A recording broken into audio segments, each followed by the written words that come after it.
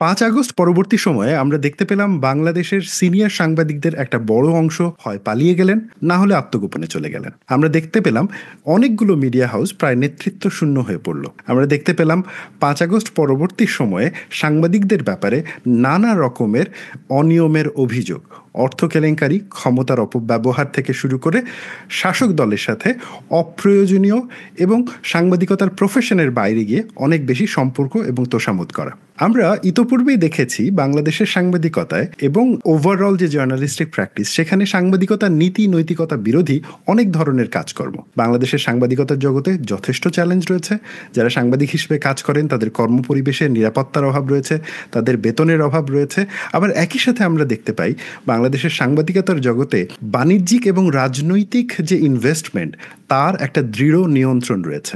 এবং এই যে পরিবেশ, এই পরিবেশের মাঝখানে 5 আগস্ট পরবর্তী সময়ে আমাদের একটা প্রশ্নের মুখোমুখি করে। সেটা হচ্ছে যে আমাদের দেশে যে সময় স্বৈরাচারী ফ্যাসিস্ট শাসন ছিল, সেই সময় সাংবাদিকতার রোল কী ছিল, এবং এখন অর্থাৎ 5 আগস্ট পরবর্তী সময়ে যখন আমরা গণতান্ত্রিক প্রসেসের দিকে ধীর গতিতে হলেও এগিয়ে যাচ্ছি, তখন সাংবাদিকরা কী ধরনের ভূমিকা পালন করছেন বা করতে পারেন, বা ভবিষ্যতে আমরা তাদের কাছ থেকে কী ধরনের ভূমিকা প্রত্যাশা করি। এই প্রশ্নগুলোকে সামনে রেখে আজকে দ্য গ্লোবালিস্ট পডকাস্টে আমার সাথে আমার অতিথি হিসেবে যুক্ত হয়েছেন আকবর হোসেন। আকবর হোসেন তিনি minister for press, Bangladesh high commission, United Kingdom. Mister Akbar হোসেনের বিবিসি এবং ডেইলি স্টারে প্রায় 2 দশকের বেশি সময় ধরে সাংবাদিকতা করার এক্সপিরিয়েন্স রয়েছে, এবং তিনি বাংলাদেশের বহু তরুণ সাংবাদিকের, এমনকি ইভেন আমি নিজেও যখন সাংবাদিকতা শুরু করি, একজন দিক প্রদর্শক হিসেবেই কাজ করেছেন। জনাব আকবর হোসেন, আপনাকে স্বাগত গ্লোবালিস্ট পডকাস্টে। অনেক ধন্যবাদ আমাকে এই অনুষ্ঠানে আমন্ত্রণ করার জন্য।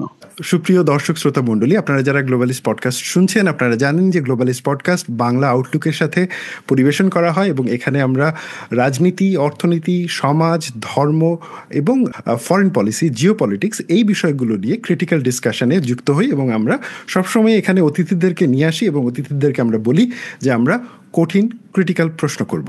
আকবর হোসেনের কাছে আমার প্রথম প্রশ্ন, একটু ওপেন নোট দিয়েই শুরু করি। আপনি নতুন কর্মস্থলে যোগ দিতে চলেছেন। আমি যতটুকু জানি আপনার ভিসা প্রসেসের কাজগুলো শেষ হয়ে গেলেই আপনি বাংলাদেশ হাইকমিশনে গিয়ে যোগদান করবেন, এবং নতুন কর্মস্থলে সেখানে আপনার অনেক বড় একটা দায়িত্ব থাকবে সেখানকার প্রেসের সাথে কানেক্ট করা, এবং বাংলাদেশে যা ঘটেছে, যে গণতান্ত্রিক প্রক্রিয়াগুলোর দিকে বাংলাদেশ এগিয়ে যাচ্ছে, সেটাকেও বিশ্ব মিডিয়ার সামনে সরকারের জায়গা থেকে তুলে ধরা। এই নতুন কর্মস্থলে আপনার গিয়ে কি ধরনের কাজ করার পরিকল্পনা রয়েছে? প্রথমত, এটা হচ্ছে একটা সরকারি দায়িত্ব, এবং বাংলাদেশ হাই কমিশনের যে প্রেস উইং গুলো আছে বিভিন্ন জায়গায়, দিল্লি, লন্ডন, ওয়াশিংটন, অন্যান্য জায়গাতেও আছে, মূলত সেখানকার যে লোকাল প্রেস বা ইন্টারন্যাশনাল মিডিয়া, তাদের সঙ্গে কানেক্ট করা এটা একটা গুরুত্বপূর্ণ কাজ। একই সঙ্গে আরেকটা কাজ হচ্ছে আমাদের যে ডায়াসপোরা কমিউনিটি আছে, তাদের সঙ্গে হাই কমিশনের একটা এনগেজমেন্ট তৈরি করা, বাংলাদেশের একটা এনগেজমেন্ট তৈরি করা, এবং সেটাকে কিভাবে করা যায়, কোন স্ট্র্যাটেজিতে এগুলোকে করা যায়, মিডিয়াকে কিভাবে সেখানে ব্যবহার করা যায়, অর্থাৎ মিডিয়াকে ব্যবহার করে কিভাবে করা যায়, ওই রোলটা হচ্ছে আমাদের জন্য গুরুত্বপূর্ণ। এবং আমি একটা জিনিস দেখেছি যে বাংলাদেশের যে, এটা আমার হোমওয়ার্ক আপনি বলতে পারেন, আমি দেখলাম যে বাংলাদেশের যে দূতাবাসগুলো আছে বিভিন্ন জায়গায়, সেখানে প্রেস উইংগুলোতে বিগত বছরগুলোতে তেমন কোনো কর্মকাণ্ড আমার খুব একটা চোখে পড়েনি এই অর্থে যে আসলে তাদের যে প্রেজেন্স, আসলে আপনার কাজটা কি, যে high commission, Bangladesh high commission বা যে সমস্ত দূতাবাসগুলো, তারা হচ্ছে পৃথিবীর বিভিন্ন দেশের কাছে, যে দেশগুলোতে তারা অবস্থিত, সেখানে তারা বাংলাদেশকে তুলে ধরবে। বাংলাদেশের ইনভেস্টমেন্ট সুযোগ সুবিধা কেমন আছে, ট্যুরিজমের জন্য বাংলাদেশ কেমন হতে পারে, বাংলাদেশের মানুষের অ্যাসপিরেশন কি, বাংলাদেশ একটা নেশন, জাতির একটা রাষ্ট্র হিসেবে বাংলাদেশ কেমন, এগুলোকে পজিটিভলি তুলে ধরাই তো হচ্ছে ওই দেশের বাংলাদেশ হাই কমিশন বা দূতাবাসগুলো যেখানে অবস্থিত তাদের কাজ। এখানে মিডিয়া হচ্ছে একটা উইং, এবং এখানে মিডিয়াকে কিভাবে ইউজ করা যেতে পারে, মূল কাজটা তো হচ্ছে কূটনীতিকদের, তাতে কোনো সন্দেহ নাই। মিডিয়া হচ্ছে এখানে একটা সাপোর্টিং রোল হিসেবে। প্রেস উইং জিনিসগুলোকে কিভাবে তুলে ধরতে পারে বা আর একটু ছড়াতে পারে ইফেক্টিভলি, ওটি হচ্ছে মূল জায়গা। তো সুতরাং আসলে দায়িত্ব নেবার পরে বোঝা যাবে এখানকার চ্যালেঞ্জগুলো কি আছে, এবং আমরা আসলে কোন এরিয়াগুলোতে কাজ করতে পারি। আমি কিছু হোমওয়ার্কের কথা চিন্তা করেছি, but at the same time আপনি জানেন যে বাংলাদেশ যেহেতু একটা ছোট রাষ্ট্র, এবং বাংলাদেশের পরিচিতিটাও কিন্তু বিশ্ব দরবারে খুব বেশি পজিটিভ ছিল না অতীতে, নানা কারণে।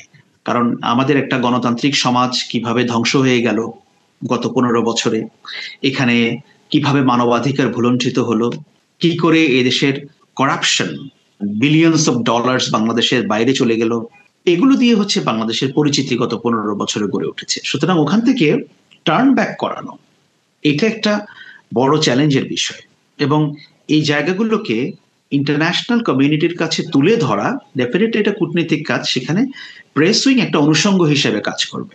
ধন্যবাদ মিস্টার হোসেন, আমি আপনাকে আগে থেকেই শুভকামনা জানিয়ে রাখছি। আমার মনে আছে আমি যখন ইংল্যান্ডে পড়াশোনা করছিলাম, আমার খুব একটা ভালো এক্সপিরিয়েন্স হয়নি বাংলাদেশ অ্যাম্বাসিতে গিয়ে।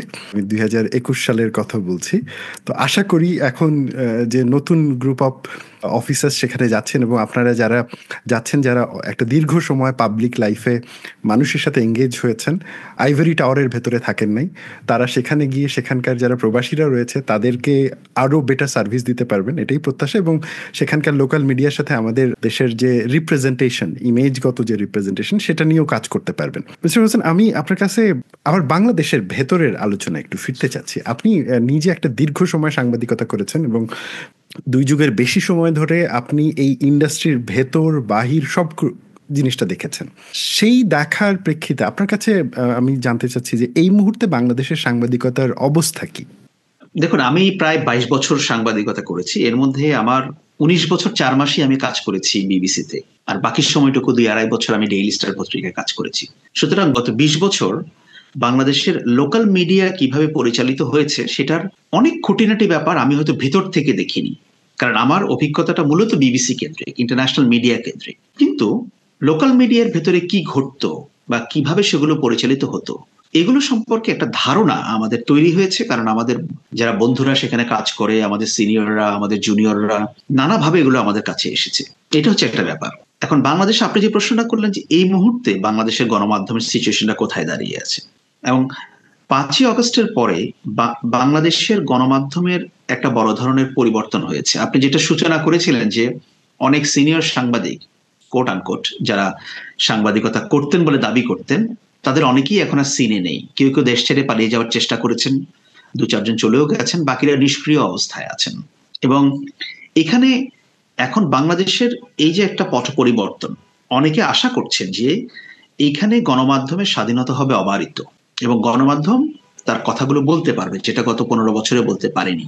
কারণ গণমাধ্যমের কাজ কি? গণমাধ্যমের কাজ তো আসলে গভর্নমেন্টকে অ্যাকাউন্টেবল করা এবং একই সাথে জনমানুষের কথা বলা। আমার মনে হয় যে একটা ক্ষেত্রে এখন যেটা হয়েছে, বাংলাদেশের গণমাধ্যমে আপনি আগে যেরকম গোয়েন্দা সংস্থার দ্বারা নির্দেশিত হয়ে আপনাকে নিউজ করতে হতো, যেগুলো আমরা শুনেছি ব্যাপকভাবে অভিযোগ, এই অভিযোগগুলো এখন আর নেই। এই অভিযোগগুলো আমরা এখন কারো কাছে শুনছি না। কিন্তু আপনি জানেন যে এখানে সাংবাদিকতার বেসিক কিছু প্রবলেম এখানে আছে, কারণ এখানে গণমাধ্যমের মালিকানা একটা বড় বিষয়। গণমাধ্যমের মালিকরা অনেক সময় নিজেরা উদ্যোগী হয়ে অনেক কিছু করতে যান, যেটা সাংবাদিকদের উপরে চাপিয়ে দেওয়া হয়, এবং সেখানে সাংবাদিকতার যে স্বাধীনতা বা একটা গণমাধ্যম যেভাবে অপারেট করার কথা, সেটা তারা করতে পারে না। সুতরাং আমি মনে করি যে এখন গভর্নমেন্টের দিক থেকে কি করা যাবে কি করা যাবে না, এগুলো নিয়ে কিন্তু কোনো নির্দেশনা নেই যে আপনি এটা করতে পারবেন না বা ওইটা করতে পারবেন। এই জায়গাটাতে একটা উন্নতি হয়েছে বলে আমার ধারণা। আপনি যে পয়েন্টটা বলেছেন সেটা হচ্ছে যে এটা ঠিক যে এই মুহূর্তে আমরা আপাতত দেখছি না যে গোয়েন্দা সংস্থার নিয়ন্ত্রণ নেই। আমরা জানি না ভবিষ্যতে কি হবে, কারণ বাংলাদেশের মতন রাষ্ট্রগুলোতে যেটা হয় যে এখানে স্টেট অত্যন্ত শক্তিশালী, এবং স্টেটের যে মেশিনারিগুলো থাকে তারা বরাবরই স্টেট স্পন্সার্ড ন্যারেটিভস মিডিয়াতে আনার একটা চেষ্টা করেন, এবং অনেক ক্ষেত্রে মিডিয়া এক্ষেত্রে প্রতিরোধও করে না, বরং সেটার সাথে কোলাবোরেটরের ভূমিকা পালন করে। 5 আগস্ট পরবর্তী সময়ে আপনি যে পয়েন্টটা বলেছেন যে হ্যাঁ, অনেকেই কোট আনকোট সিনিয়র সাংবাদিক তারা সিনের বাইরে চলে গেছেন, নতুন সাংবাদিকদেরকে আমরা দেখছি, নতুন টক শো হোস্ট চলে আসছে, অনেকগুলো জায়গাতেই নতুন গেস্টও আসছে, অনেক পরিবর্তন আমরা দেখছি, এটা ঠিক। আমার আপনার কাছে মানে মোর থিওরিটিক্যাল পয়েন্ট থেকে জানার আগ্রহ যে মানুষ তো এখানে চেঞ্জ হলো আমরা দেখলাম, কিন্তু 5 আগস্ট পূর্ববর্তী সময়ের যে রিপোর্টিংয়ের প্যাটার্ন আমরা দেখি সেটা হচ্ছে ক্ষমতাকে সাপোর্ট করা, প্রমোট করা, এবং ক্ষমতার বিরোধিতা করাটাকে এক ধরনের মানে কি বলবো যে ভিলেন হিসেবে প্রেজেন্ট করার যে ফ্রেমিংগুলো ছিল। 5 আগস্ট পরবর্তী সময়ে এই যে ক্ষমতার সহায়ক হিসেবে রিপোর্টিং এর এই প্রবণতায় কি কোনো পরিবর্তন দেখছেন, নাকি মনে হচ্ছে যে না, ক্ষমতা চেঞ্জ হয়েছে, সাংবাদিক চেঞ্জ হয়েছে, কিন্তু ক্ষমতা এবং সাংবাদিকতার মধ্যে যে সম্পর্ক, এই সম্পর্কটা মোটামুটি একই রকম থেকে গেছে? দেখুন, আমি শুরুতে যে কথা বলেছি যে একটা গণমাধ্যমের কাজ হচ্ছে গভর্নমেন্টকে অ্যাকাউন্টেবল করা, এই জন্যই কিন্তু সংবাদ মাধ্যম। অ্যাকাউন্টেবিলিটি, আপনি গভর্নমেন্টকে অ্যাকাউন্টেবল করবেন, that is your responsibility, that is your duty. এখন আপনি বা গণমাধ্যম তার ডিউটি কতটা পালন করছে, এই প্রশ্নটা গণমাধ্যমে যারা কাজ করেন তাদের নিজেরই নিজেকে করা উচিত। যদি তারা করে থাকতে পারেন, ওয়েল এন্ড গুড। যদি তারা না করেন, তাদের সমস্যাটা কোথায়? তারা কি কোনো কিছু ভেবে নিয়ে করছেন না, কি সমস্যাটা কোথায় আছে সেটাও বোঝার বিষয় আছে। যেহেতু তারা ব্যাপকভাবে সেই ধরনের কোনো অভিযোগ এখনো সামনে আনেননি, সুতরাং আমি ধরে নিচ্ছি যে ওই জায়গাটার মধ্যে তেমন কোনো সমস্যা নেই। এখন আমাদের এখানে জার্নালিজমের একটা প্রবলেম আমি দেখেছি, এটা ভেরি একাডেমিক ডিসকাশন এবং একই সঙ্গে প্র্যাকটিক্যালও বটে, যে আমাদের সাংবাদিক সমাজ কেন জানি সবসময় ক্ষমতার সঙ্গে মিশে যেতে পছন্দ করেন। এটা একটা বড় সমস্যা বটে। যেমন আপনি আমাকে প্রশ্ন করলেন, আপনিও তো ক্ষমতার অংশ হয়ে গেলেন। আমি ক্ষমতার অংশ হয়ে গেছি, কিন্তু আমি সাংবাদিকতা ছেড়ে দিয়েছি। আমি আমার সেই পেশাটাকে ছেড়ে দিয়ে আমি নতুন একটা দায়িত্বে আমি এসেছি। আমি কিন্তু এটা করিনি যে আমি একই সঙ্গে সাংবাদিকতাও করব এবং একই সঙ্গে আমি পরোক্ষভাবে ক্ষমতার স্বাদও নেব, বা পরোক্ষভাবে আমি বেনিফিটেড হব, বা পরোক্ষভাবে আমি ক্ষমতাসীনদের সঙ্গে উঠবোস করে আমি আমার কিছু উদ্দেশ্য হাসিল করব। আমি কিন্তু সেটা করিনি। আমি যখন সাংবাদিকতা করতাম, আমি সাংবাদিকতাই করতাম। যখন আমি ভেবেছি আমি সাংবাদিকতা করব না, বা আমাকে নতুন যেটা অফার করা হয়েছে আমি এখানে আসব, আমি সাংবাদিকতা ছেড়ে দিয়েছি। এটা আমার, এটা ওয়েল এন্ড এটা কি বলবো, এটা ডিসক্লোজড, ওয়েল ডিসক্লোজড, তাই না? আমি এটা ডিসক্লোজ করেছি এটা। সুতরাং এখানে মূল বিষয়টা হচ্ছে যে আপনি তাহলে কোনটা করবেন, এটা সাংবাদিকদেরকেই চুজ করতে হবে। আপনি অ্যাকাউন্টেবিলিটি যদি আপনি গভর্নমেন্টকে এনশোর করতে চান, আপনি আপনার মতো সাংবাদিকতা করতে পারেন। এরপরে যদি কোনো বাধা আসে, দেন আপনি সেটা নিয়ে কোয়েশ্চেন তুলতে পারবেন।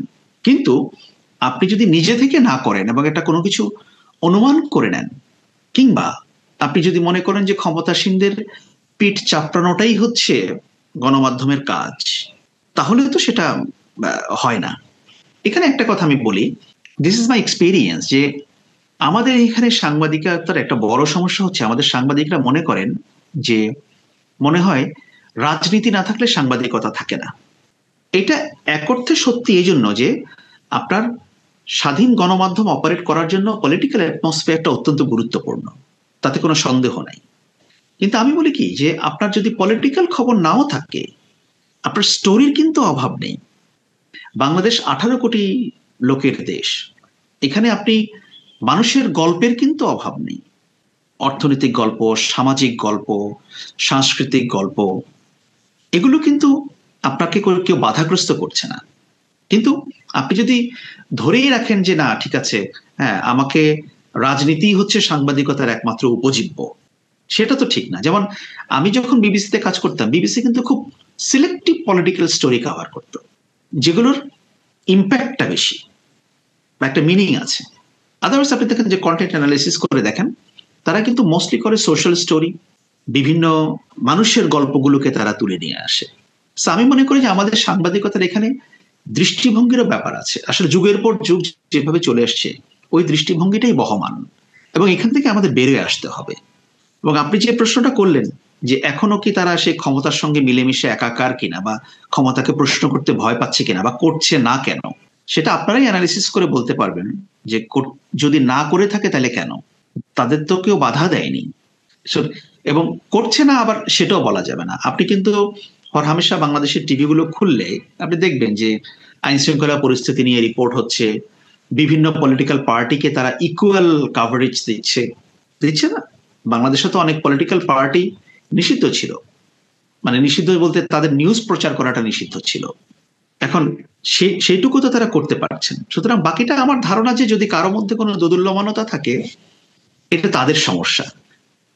আমি এখানে দোদুল্যমানতার কোনো কারণ দেখি না।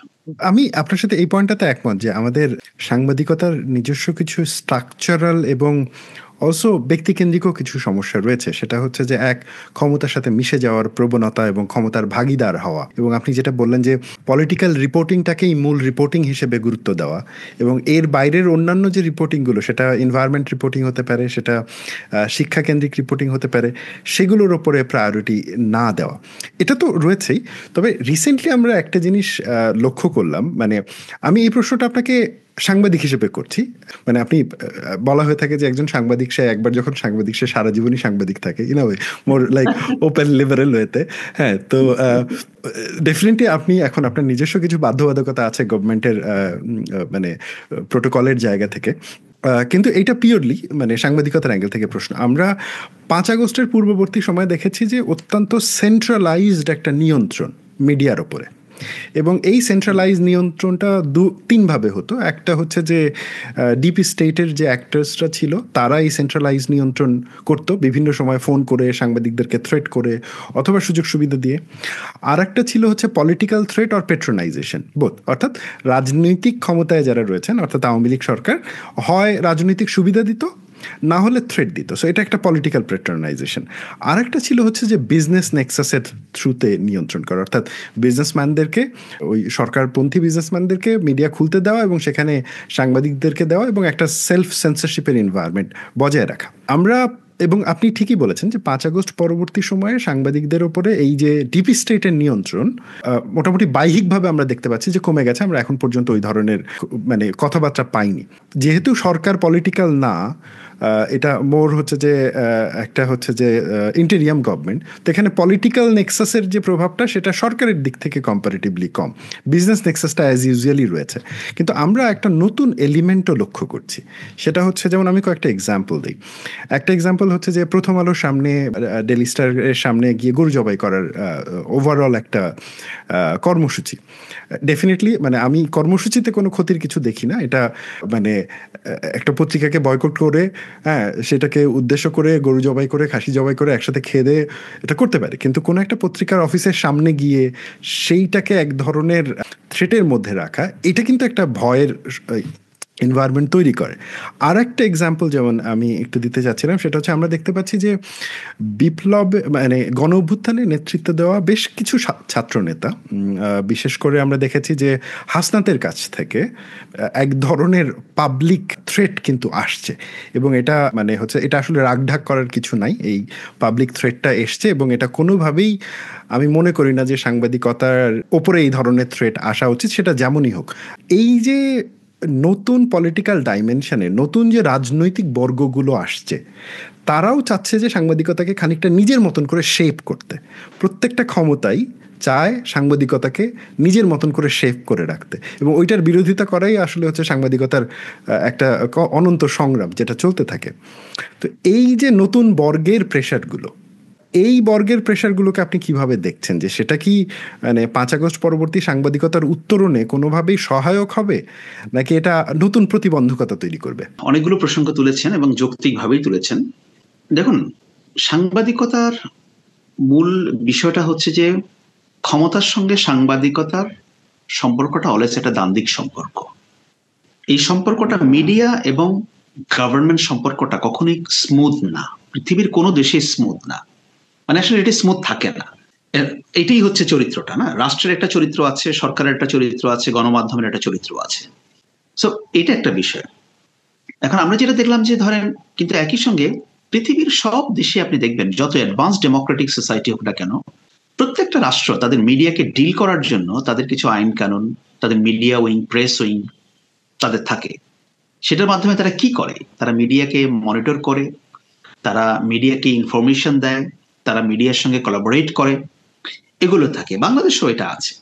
এবং কথার কথা, আপনি একজন ব্যক্তি হিসাবে আপনার গণমাধ্যম যেরকম সরকারকে কি বলবো সমালোচনা করার পূর্ণ অধিকার আছে, তেমনি সরকার যদি মনে করে যে কোনো একটা বিষয়ে আমি ভিক্টিমাইজ হচ্ছি বা আমি প্রপারলি রিপ্রেজেন্টেড হচ্ছি না, সরকারও কিন্তু সেটা তুলে ধরতে পারে, সরকারও কিন্তু সেটা সমালোচনা করতে পারে। সমালোচনা করতে তো দোষের কিছু না। আমি যদি মনে করি যে কোনো একটা পত্রিকা বা কোনো একটা মিডিয়ার তারা যেভাবে কভার করছে আমি এটার সঙ্গে একমত না, I am free to express my opinion, এটাই আমার, এটা তো হতে হবে। গণমাধ্যম সবার সমালোচনা করতে পারবে, কিন্তু কেউ গণমাধ্যমে সমালোচনা করতে পারবে না, এবং সেই সমালোচনা করলে সেটাকে থ্রেট হিসেবে ধরে নেওয়া হবে, আমি এই যুক্তিটার সঙ্গেও খুব একটা একমত না। আমি কি বোঝাতে পেরেছি বিষয়টা? অর্থাৎ আপনি, কিন্তু আমি যে সমালোচনাটা করছি সেটার যৌক্তিকতাটা কোথায়? আমি যদি প্রপার তথ্য উপাত্ত দিয়ে সমালোচনা করতে পারি, তাহলে সেটা কেন না? আমি তো সেখানে একটা বুদ্ধিবৃত্তিক সমালোচনা করছি।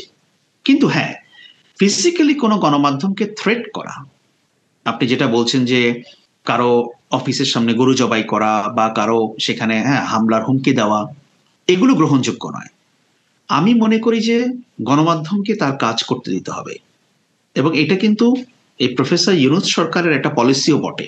উনি কিন্তু নিজেই বলেছেন যে আপনারা সমালোচনা করেন, মন খুলে সমালোচনা করেন। আর আপনি হাসনাতের একটা প্রসঙ্গ এনেছেন যে উনি জনসমাবেশে উনি ওনার কিছু অসন্তুষ্টির কথা তুলে ধরেছেন। হয়তো ভাষাগতভাবে সেখানে ভাষার প্রয়োগটা হয়তো সবসময় সঠিক নাও হতে পারে, কিন্তু এটাকে আমি সমালোচনা হিসেবেই দেখছি। তবে এটা ঠিক যে ধরেন আমাদের গণমাধ্যমকে আমরা ফ্রিলি অপারেট করতে দিব। ফিজিক্যালি কাউকে সেখানে গিয়ে কারো অফিসের সামনে জটলা করা, পরোক্ষভাবে সেখানে থ্রেট তৈরি করা এবং সেগুলোকে উস্কে দেওয়া, এটা কখনো সমর্থনযোগ্য হতে পারে না। এবং এটা কিন্তু সরকারের দিক থেকেও এটা বলা হয়েছে। যখন আপনি প্রথম আলো রেফারেন্স টেনেছেন, সেখানে যখন এই ঘটনা ঘটছিল, উপদেষ্টা মাহফুজ আলম কিন্তু তখন পরিষ্কার বলেছেন যে গণমাধ্যমের উপর কোনো থ্রেট করাটা এটাকে বরদাস্ত করা হবে না, সেটা যেই করুক না কেন গভর্নমেন্ট এটাকে হতে দেবে না। কিন্তু একই সাথে কেউ যদি সমালোচনা করতে চায়, আমি মনে করি তারও সমালোচনা করার অধিকার আছে। কিন্তু সমালোচনা, আমি মনে করি যে ডিবেটটা মূলত হওয়া উচিত গণমাধ্যমের সঙ্গে আপনার ইন্টেলেকচুয়াল। আমি আপনার যদি কোনো রিপোর্টে একমত না হই, আপনার এডিটোরিয়ালে একমত না হয়, তাহলে আমি যুক্তি দিয়ে আমি পাল্টা লিখবো যে এই কারণে আমি আপনার সঙ্গে একমত না। আমি আপনাকে থ্রেট করব না, আমি আপনাকে বলবো না যে আমি আপনাকে ভেঙে ফেলবো, আমি আপনাকে মেরে ফেলবো। আমি পাল্টা যুক্তি দেব। গণমাধ্যমের সঙ্গে তো বিষয়টাকে ইন্টারাকশনটা ওইভাবেই হবে বা ওইভাবেই হওয়া উচিত, এটা আমি মনে করি। আকবর ভাই, আমি মানে হচ্ছে যে আমার একটা ওপিনিয়ন এক্ষেত্রে শেয়ার করি। সেটা হচ্ছে যে আপনি যে ডেফিনেশনটা দিয়েছেন যে বুদ্ধিবৃত্তিক সমালোচনা, তথ্য প্রমাণ, এইটার মাধ্যমে যে কোনো সংবাদপত্রের যে কোনো কাজকে, সেটা রিপোর্ট হোক, সেটা ওপিনিয়ন হোক, সেটাকে অবশ্যই ইন্টেলেকচুয়ালি সমালোচনা করা যাবে। এবং আমি মোটেও মনে করি না যে গণমাধ্যম সমালোচনার ঊর্ধ্বে।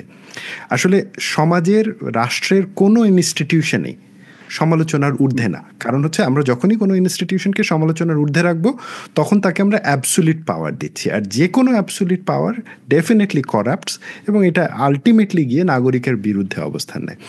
বুদ্ধিবৃত্তিক সমালোচনার আর্গুমেন্টের সাথে আমি আপনার সাথে একদম শতভাগ একমত।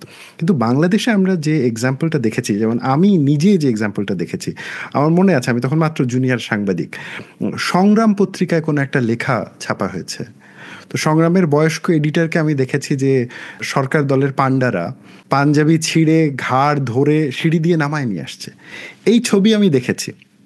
আবার আমি এটাও দেখেছি যে মাহমুদুর রহমান সাহেব, এবং উনার যখন সাংবাদিকতা করেছে, ওনার প্রেস বন্ধ করে দেওয়া হয়েছে এবং কিভাবে হচ্ছে যে উনাকে ওনার অফিস থেকে গ্রেফতার করে নিয়ে যাওয়া হয়েছে। তো এটাও ঘটেছে। এখন সেটাকে আমি কোনোভাবেই বুদ্ধিবৃত্তিক সমালোচনা বলবো না। তাদের সাথে যেটা ঘটেছে সেটা অবশ্যই শক্তিবৃত্তিক সমালোচনা, অর্থাৎ গায়ের জোর দেখানো।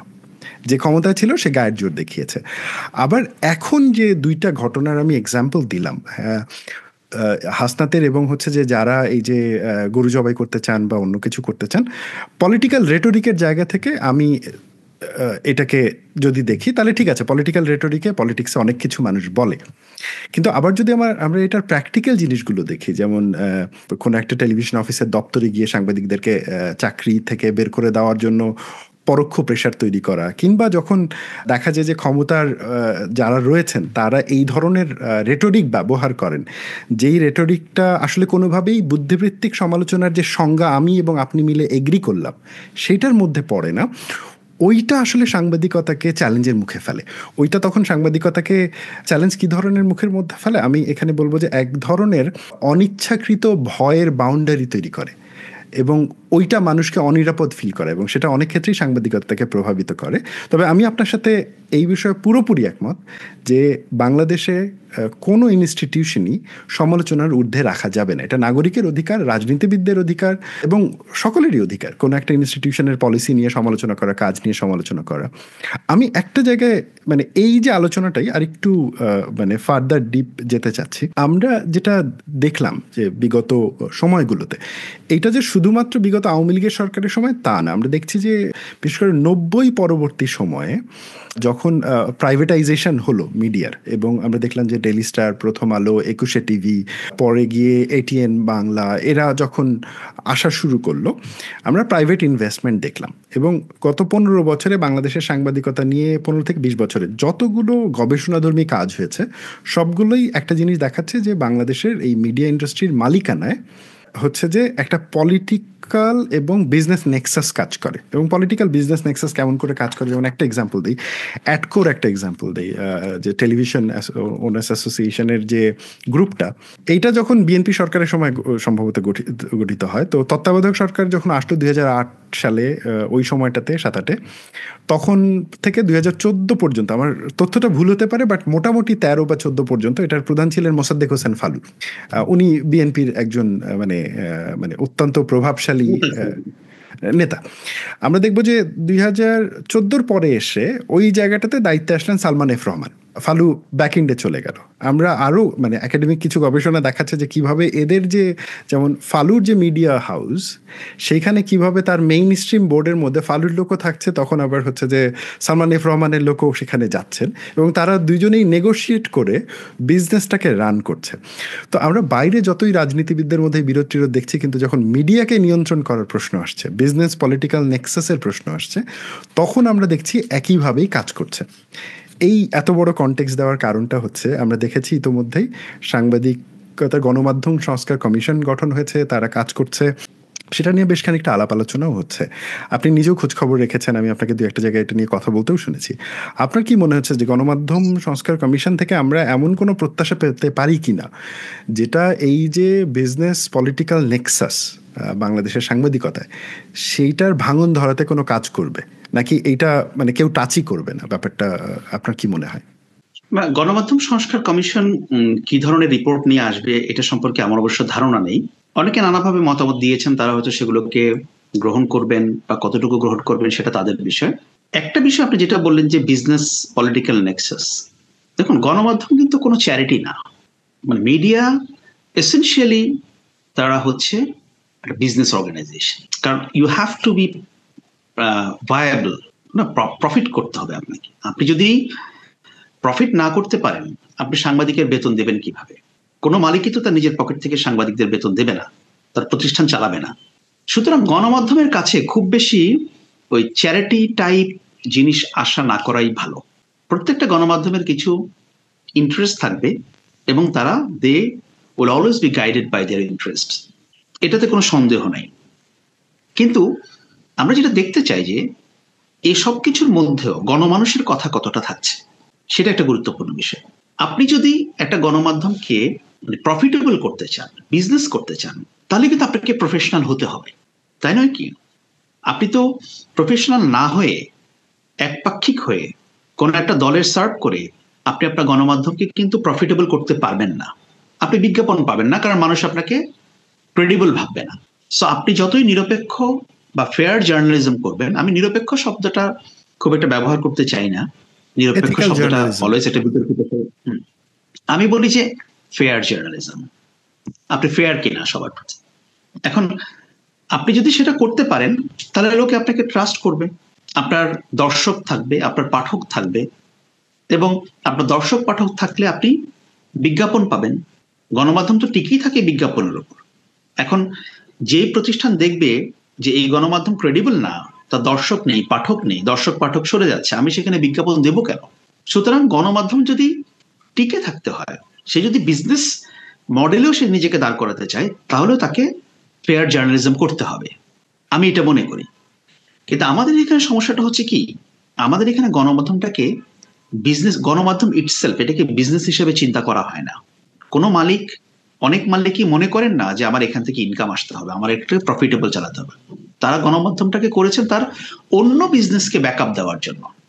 যেমন আমি আপনাকে একটা ছোট্ট উদাহরণ দেই। আপনি দেখতেন যখন আওয়ামী লীগ সরকার ক্ষমতায় ছিল, শেখ হাসিনা গণভবনে কিছু প্রেস কনফারেন্স করতেন, কোট আনকোট, যেখানে বসে তিনি দেশের মানুষের ঠাট্টা তামাশা করতেন, নানা কথা বলতেন। সেখানে অনেক তৎকালীন সিনিয়র সাংবাদিকরা বসে থাকতেন, নানা স্তুতি বাক্য, প্রশ্ন তো ছিল না, নানা স্তুতি বাক্য সেখানে তারা করতেন। ওই সংবাদ সম্মেলনে থাকতেন এরকম একজন রিপোর্টার আমাকে বলছিলেন যে ভাইয়া, আমার কাজটা খুব একটা বিরক্তিকর পর্যায়ে চলে গেছে। আমি বললাম কেন? বলে কি, যখন প্রধানমন্ত্রী প্রেস কনফারেন্স করবেন ওই দিন আমার কাজ থাকে গণভবনে তদবির করে সামনের দিকে একটা সিট আমার মালিকের জন্য রাখা, কারণ উনি এসে সংবাদ সম্মেলনে থাকবেন, প্রধানমন্ত্রীকে ওনার, যাতে উনি প্রধানমন্ত্রীর দৃষ্টিসীমার মধ্যে থাকেন। এটা হচ্ছে একটা বড় ব্যাপার। আমি একবার একটা টেলিভিশন চ্যানেলের একজন মালিককে একটা ইন্টারভিউ করেছিলাম, যিনি নানা ধরনের গান টান গেয়ে অনেক মানে সুখ্যাতি কুখ্যাতি অর্জন করেছে। তা আমি ওনাকে জিজ্ঞেস করেছিলাম যে আপনি তো ব্যবসায়ী, আপনার গার্মেন্টস এর ব্যবসা ইয়েতে ছিল, ভালোই তো ছিলেন, এই মিডিয়াতে আপনি ইনভেস্ট করার প্রয়োজন মনে করলেন কেন? মিডিয়াতে তো আর গার্মেন্টস এর মতো আপনার টাকা আসবে না। উনি আমাকে একটা উত্তর দিলেন, দেখেন আমি একসময় বহু টাকা এক্সপোর্ট করতাম, আমার অনেক টাকা ছিল, কিন্তু সমস্যা হচ্ছে যে আমি এত টাকা ইনকাম করি, এত কিছু করি, আমার কোনো একটা কাজে সচিবালয়ে গেলে একজন যুগ্ম সচিবের জন্য আমার বাইরে আধা ঘন্টা আমার অপেক্ষা করে বসে থাকতে হয়, ওই সম্মানটুকু আমি পেতাম না। পরে ভাবলাম যে কি করা যায়, একটা আমি টেলিভিশন চ্যানেলের কথা ভাবলাম। এখন দেখেন আমি যে কোনো মন্ত্রীকে চাইলেও আমি গিয়ে দেখা করতে পারি। তার মানে উনি খুব খোলামেলা কথা বলেছেন, আই ডু অ্যাপ্রিসিয়েট হিম, যে উনি নিজের মনের কথাটা বলেছেন। তার মানে কি, উনি গণমাধ্যমটাকে করেছেন ওনার অ্যাক্সেস তৈরি করার জন্য। সুতরাং আমি মনে করি যে গণমাধ্যমের যদি প্রফিট মোটিভ থাকে, নট ব্যাড, প্রফিট মোটিভ থাকলে পরে ভালো। কারণ সে যদি মনে করে যে আমার এই প্রতিষ্ঠান থেকে আমার ইনকাম আসতে হবে, তাহলে সেই প্রতিষ্ঠানটাকে সে প্রফেশনালি রান করার চেষ্টা করবে, তাহলে সেই প্রতিষ্ঠানটাকে সে ফেয়ার জার্নালিজম করবে, সে ভালো আইডিয়াস নিয়ে আসবে, ভালো প্রোগ্রাম নিয়ে আসবে দর্শক ধরার জন্য, মানুষকে টানার জন্য, দর্শক পাওয়ার জন্য। কিন্তু সমস্যা হচ্ছে তারা তো গণমাধ্যমকে বিজনেস এন্টিটি হিসেবে দেখতে চাচ্ছেন না। মূলত সংকটটা এই জায়গায়। আর পলিটিক্যাল নেক্সাস এটা তো থাকবে, এটা সবসময় ছিল। আপনি দেখবেন যে আমাদের এখানে গণমাধ্যমের লাইসেন্স কিভাবে দেওয়া হবে এটার কোনো নীতিমালা সেরকম সুনির্দিষ্ট নাই। যেমন গণমাধ্যম সংস্কার কমিশনের যিনি প্রধান কামাল আহমেদ একসময় বিবিসির সাংবাদিক ছিলেন, আমি কামাল ভাইয়ের সহকর্মীও ছিলাম, আমি ওনার সঙ্গে প্রায় 7-8 বছর কাজ করেছি।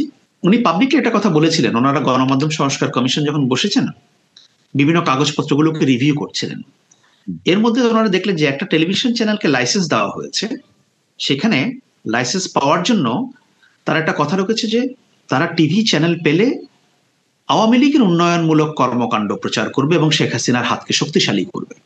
এটা হচ্ছে একটা গণমাধ্যম লাইসেন্স পাওয়ার জন্য তার তার উদ্দেশ্যটা কি, সেটা তার কোনো মিশন স্টেটমেন্ট নাই, সেই মিডিয়া দিয়ে কি করতে চায়, তার মিশনটা কি সেটা না। তাহলে এইভাবে তো দেওয়া হয়েছে। আমরা মনে করি যে হয়তো সামনের দিনগুলোতে এই প্রবণতাটা থেকে বেরিয়ে আসতে হবে, এবং আপনি যদি গণমাধ্যমের লাইসেন্সগুলো পেশাদার সাংবাদিকদেরকে দেন, প্রফেশনাল, কারণ এখানে কিন্তু একটা বিজনেস মডেল লাগবে। সাংবাদিকদের তো পয়সা নাই, পয়সা তো আসতে হবে অন্য জায়গা থেকে। কিন্তু যদি আপনি সাংবাদিকদেরকে দেন, যদি একটা বিজনেস মডেল ওভাবে দাঁড় করানো যায় যেখানে অন্যরা ইনভেস্ট করবে, তাহলে পরে যেটা হবে আপনার, আমার ধারণা গণমাধ্যমে একটা ফেয়ারনেস আসবে, এবং সেই সাংবাদিকের ক্রেডেনশিয়াল কি, তার প্রফেশনালিজম কি, এগুলো দেখতে হবে, এগুলো যাচাই করতে হবে। এখন আমি যদি কোনো এক সময় কারণ বাজারের কোনো আলু ব্যবসায়ীকে তার টাকা আছে আমি মিডিয়া দিলাম, সে তো বুঝবে না, কারণ সে প্রথমত চাইবে যে আমার এখান থেকে আজকে লাভ আসুক, দ্বিতীয় কথা বলবে সে ভাববে যে আমি একটা মিডিয়া দিলাম, তাহলে আমি প্রধানমন্ত্রীর সঙ্গে দেখা করতে পারি না কেন। সুতরাং আমার মনে হয় যে আমরা যদি একটা ইফেক্টিভ বিজনেস মডেল দাঁড় করাতে পারি তাতেও কিন্তু মন্দ না। আপনি মানে আপনার আলোচনা থেকে আমি কয়েকটা পয়েন্ট নিতে চাচ্ছি। যেমন একটা হচ্ছে যে মানে আপনি এই যে বললেন যে যখন মিডিয়া হাউসগুলো খুলছেন যারা ইনভেস্টার্স, তারা মাথায় রাখছেন যে তাদের অন্য ব্যবসাকে প্রোটেকশন দেওয়া, যেটা আমরা যেমন বসুন্ধরা গ্রুপের ক্ষেত্রে দেখতে পাই যে তাদের অন্য ব্যবসাকে প্রোটেকশন দেওয়ার জন্য তারা ইন্টার একটা মিডিয়া ইন্ডাস্ট্রি বানায় ফেলছে। আবার আমরা এটাও দেখি যে মানে আপনি যে টেলিভিশন চ্যানেলের মালিকের কথা বললেন, এবং এটা হ্যাপেন্স টু বি হয়তো বা আমি আপনি দুজনই সেম মানুষের কথাই চিন্তা করতেছি, হ্যাঁ, যাকে নিয়ে আপনি বলেছেন, এই ব্যাপারটাও ঘটে যে ক্ষমতার একটা এক্সেস পাওয়া যায়।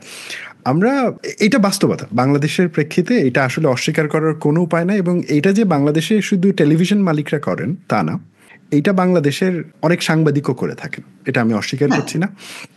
এবং আমি মানে সাংবাদিক কলিগদের প্রতি মানে গভীর শ্রদ্ধা রেখেই বলছি, আমি নিজেও যখন বাংলাদেশে কাজ করেছি, বিশ্ববিদ্যালয়ের সাথে কাজ করেছি বা সাংবাদিকতার সাথে কাজ করেছি, ডেভেলপমেন্ট সেক্টরের ইনভলভ থেকেছি, আমি বহু সাংবাদিককে দেখেছি, তাদের সংখ্যা ওই অর্থে হয়তো বা বেশি না, কিন্তু যেহেতু তারা বারবার আসে এই জন্য হয়তো বা মনে পড়েছে, চাঁদাবাজির সাথে ইনভলভ থাকতে আমি দেখেছি। কার্ড পাঠায় দেয়, হ্যাঁ, তারপরে বিজ্ঞাপন ছাপায় দেয়, ছাপানোর পরে হচ্ছে যে ওই ওই পত্রিকাটা পাঠায় দেয় যে ভাই বিজ্ঞাপনটা তো ছাপাইছি, এটা কি করা যায়, হ্যাঁ। এবং এটা অনেকেই মনেও করেন না যে এটা চাঁদাবাজি, এটা মনে করেন যে না, এটা আপনিও ব্যবসা করছেন, আমাকেও কিছু দিবেন, আপনিও কিছু, এই এই যে একটা মানে ইনফর্মাল অ্যারেঞ্জমেন্ট। এবং আমি দেখছি যে ইনস্টিটিউশনগুলো এই অ্যারেঞ্জমেন্টের সাথে কিন্তু মোটামুটি খাপ খাওয়ায় না, কারণ ইনস্টিটিউশন ভয় পায় যে সাংবাদিক কি না কি লিখবে। আবার সাংবাদিক কিছু না কিছু লিখুক আর না লিখুক, তার ক্রেডিবিলিটি থাকুক আর না থাকুক, সে জানে যে আমি এখানে আমার কলমটাকে ব্যবহার করতে পারবো। এই অসৎ প্র্যাকটিসটা তো রয়েছেই। তবে আকবর ভাই, আমার মনে হয় কি আমাদের একটা বিষয় অবশ্যই একটু প্রশ্ন করতে হবে, এই যে সাংবাদিকতার যে বিজনেস মডেল, এই বিজনেস মডেল কি হচ্ছে ধরেন প্রাণ কোম্পানির প্রাণ জুস উৎপাদন করার বিজনেস মডেল, নাকি এটা ডিফারেন্ট? কারণ এখানে প্রফিটের দুইটা কনসেপ্ট, একটা হচ্ছে ভ্যালু প্রফিট, আর একটা হচ্ছে যে ক্রনি প্রফিট। তো ক্রনি প্রফিট হচ্ছে যে আপনার উদ্দেশ্যই একমাত্র হচ্ছে যে মানে প্রফিট জেনারেট করা। ফর এক্সাম্পল, আপনি একটা কোম্পানি দিবেন, কোম্পানির প্রোডাক্ট বানাবেন, প্রোডাক্ট সেল করবেন, ইট ডাজেন্ট ম্যাটার যে সেই প্রোডাক্টের মানে সোশ্যাল ইম্প্যাক্ট কী বা অন্য কিছু কি, অ্যাজ লং অ্যাজ আপনি প্রোডাক্টটা সেল করছেন, আপনি প্রফিট করছেন। সাংবাদিকতার ক্ষেত্রে তো ব্যাপারটা একটু ভিন্ন রকমের, কারণ এখানে আপনার প্রফিটের সাথে সোশ্যাল রেসপন্সিবিলিটির একটা ব্যাপার থাকে। ডেফিনেটলি আপনি প্রফিট করেন, but at the same time আপনি যে প্রোডাক্টটা সেল করছেন, অর্থাৎ নিউজকে যদি আমি প্রোডাক্ট হিসেবে ধরি এবং গভর্নমেন্টকে অ্যাকাউন্টেবল করার রোল, তাহলে তো এখানে একটা সোশ্যাল রেসপন্সিবিলিটির জায়গা আছে। এবং আমার মনে হয় যে ওইখানে আমাদের পলিসি নিয়ে ভাবনাটা খুব জরুরি। কারণ ভাই, আমরা যদি গত 54 বছরে বাংলাদেশের সাংবাদিকতার ইতিহাস দেখি, আমরা অনেকটা সময় শুধু দায় দিয়ে কাটাইছি, কিন্তু মেবি এখন হয়তো একটা সময় আসছে যখন আমাদেরকে এই পলিসি জায়গাগুলো ডিপলি ভাবতে হবে। যেমন আপনি একটা পয়েন্ট বলেছেন যেটা খুব চমৎকার লেগেছে আমার, যে একজন প্রফেশনাল সাংবাদিক, তাকে লাইসেন্স দেন, সে আরেকজন ইনভেস্টরের কাছ থেকে ইনভেস্টমেন্ট আনুক।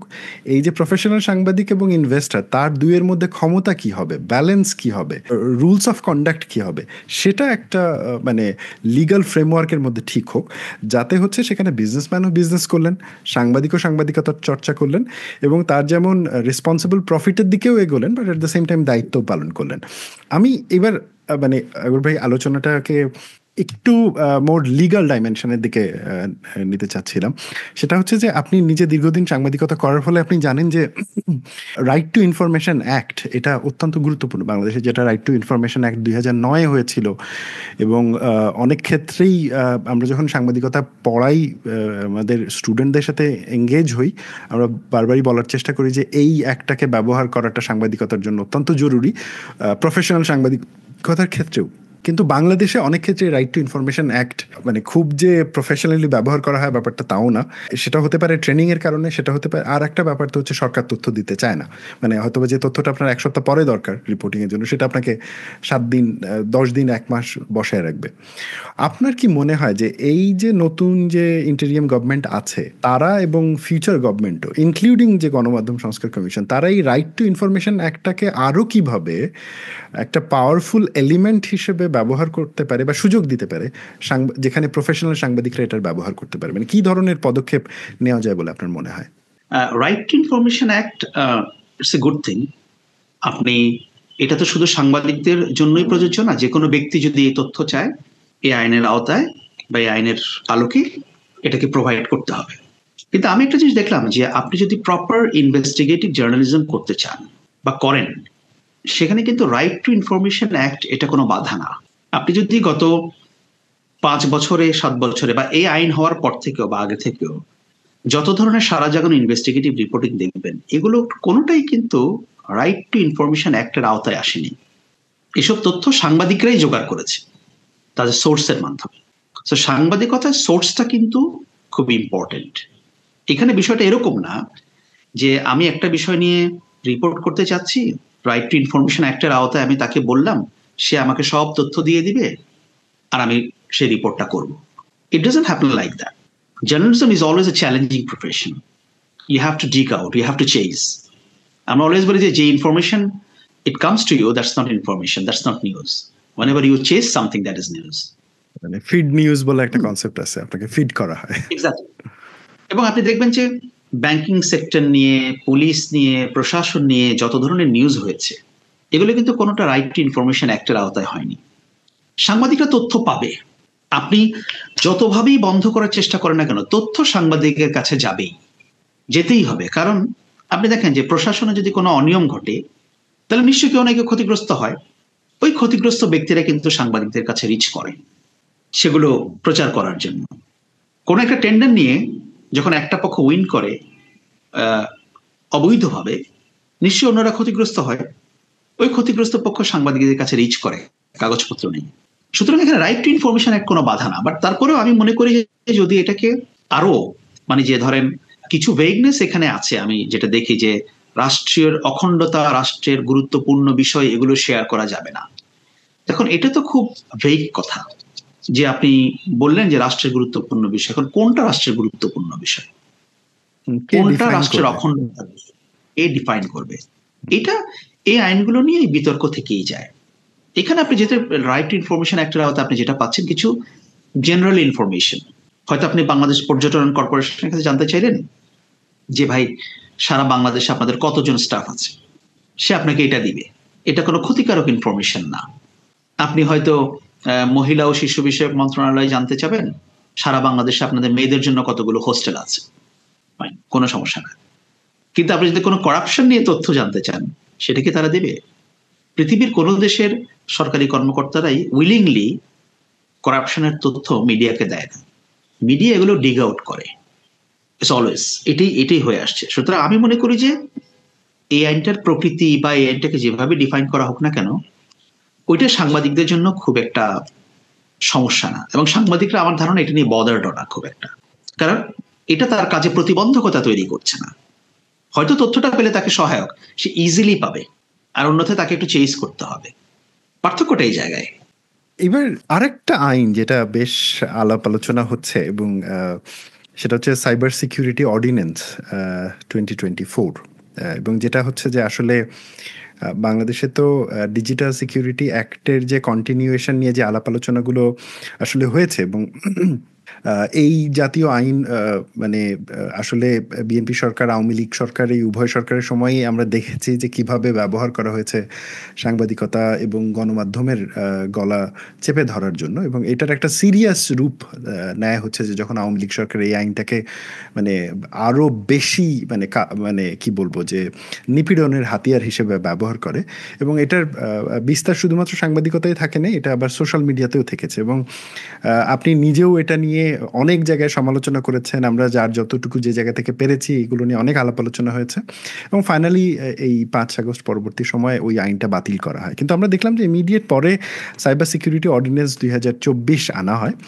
এবং এইটার আমি একটা জিনিস লক্ষ্য করি যে আমাদের যে সতীর্থরা ইতোপূর্বে সিমিলার ধরনের একটা আইনের বিরোধিতা করেছি, যে অ্যাক্টিভিজমে আমরা অংশগ্রহণ করেছি, তাদের অনেকেই আবার এই আইনটার যে ভেগ জায়গাগুলো আছে সেগুলোকে ডিফেন্ড করার বিভিন্ন রকমের চেষ্টা করেছেন। তারা সেটা করতেই পারেন। আমি ব্যক্তিগতভাবে আমার একটা পজিশন ক্লিয়ার করি, আমি মোটেও মনে করি না যে বাংলাদেশের মানুষ দুধে ধোয়া তুলসী পাতা। আমি একদমই মনে করি না যে এখানে সবাই ফেরেশতা। বাংলাদেশ এমন একটা সমাজ, এখানে চোর আছে, বাটপার আছে, ভালো মানুষ আছে, মন্দ মানুষ আছে, হ্যাঁ, এখানে নিরীহ নির্বোধ সব সমাজই আছে। এবং এইখানে মানে দুর্বলকে নিরাপত্তা দেওয়ার উপায় হচ্ছে সঠিক আইন, তার প্রয়োগ এবং ন্যায় বিচার।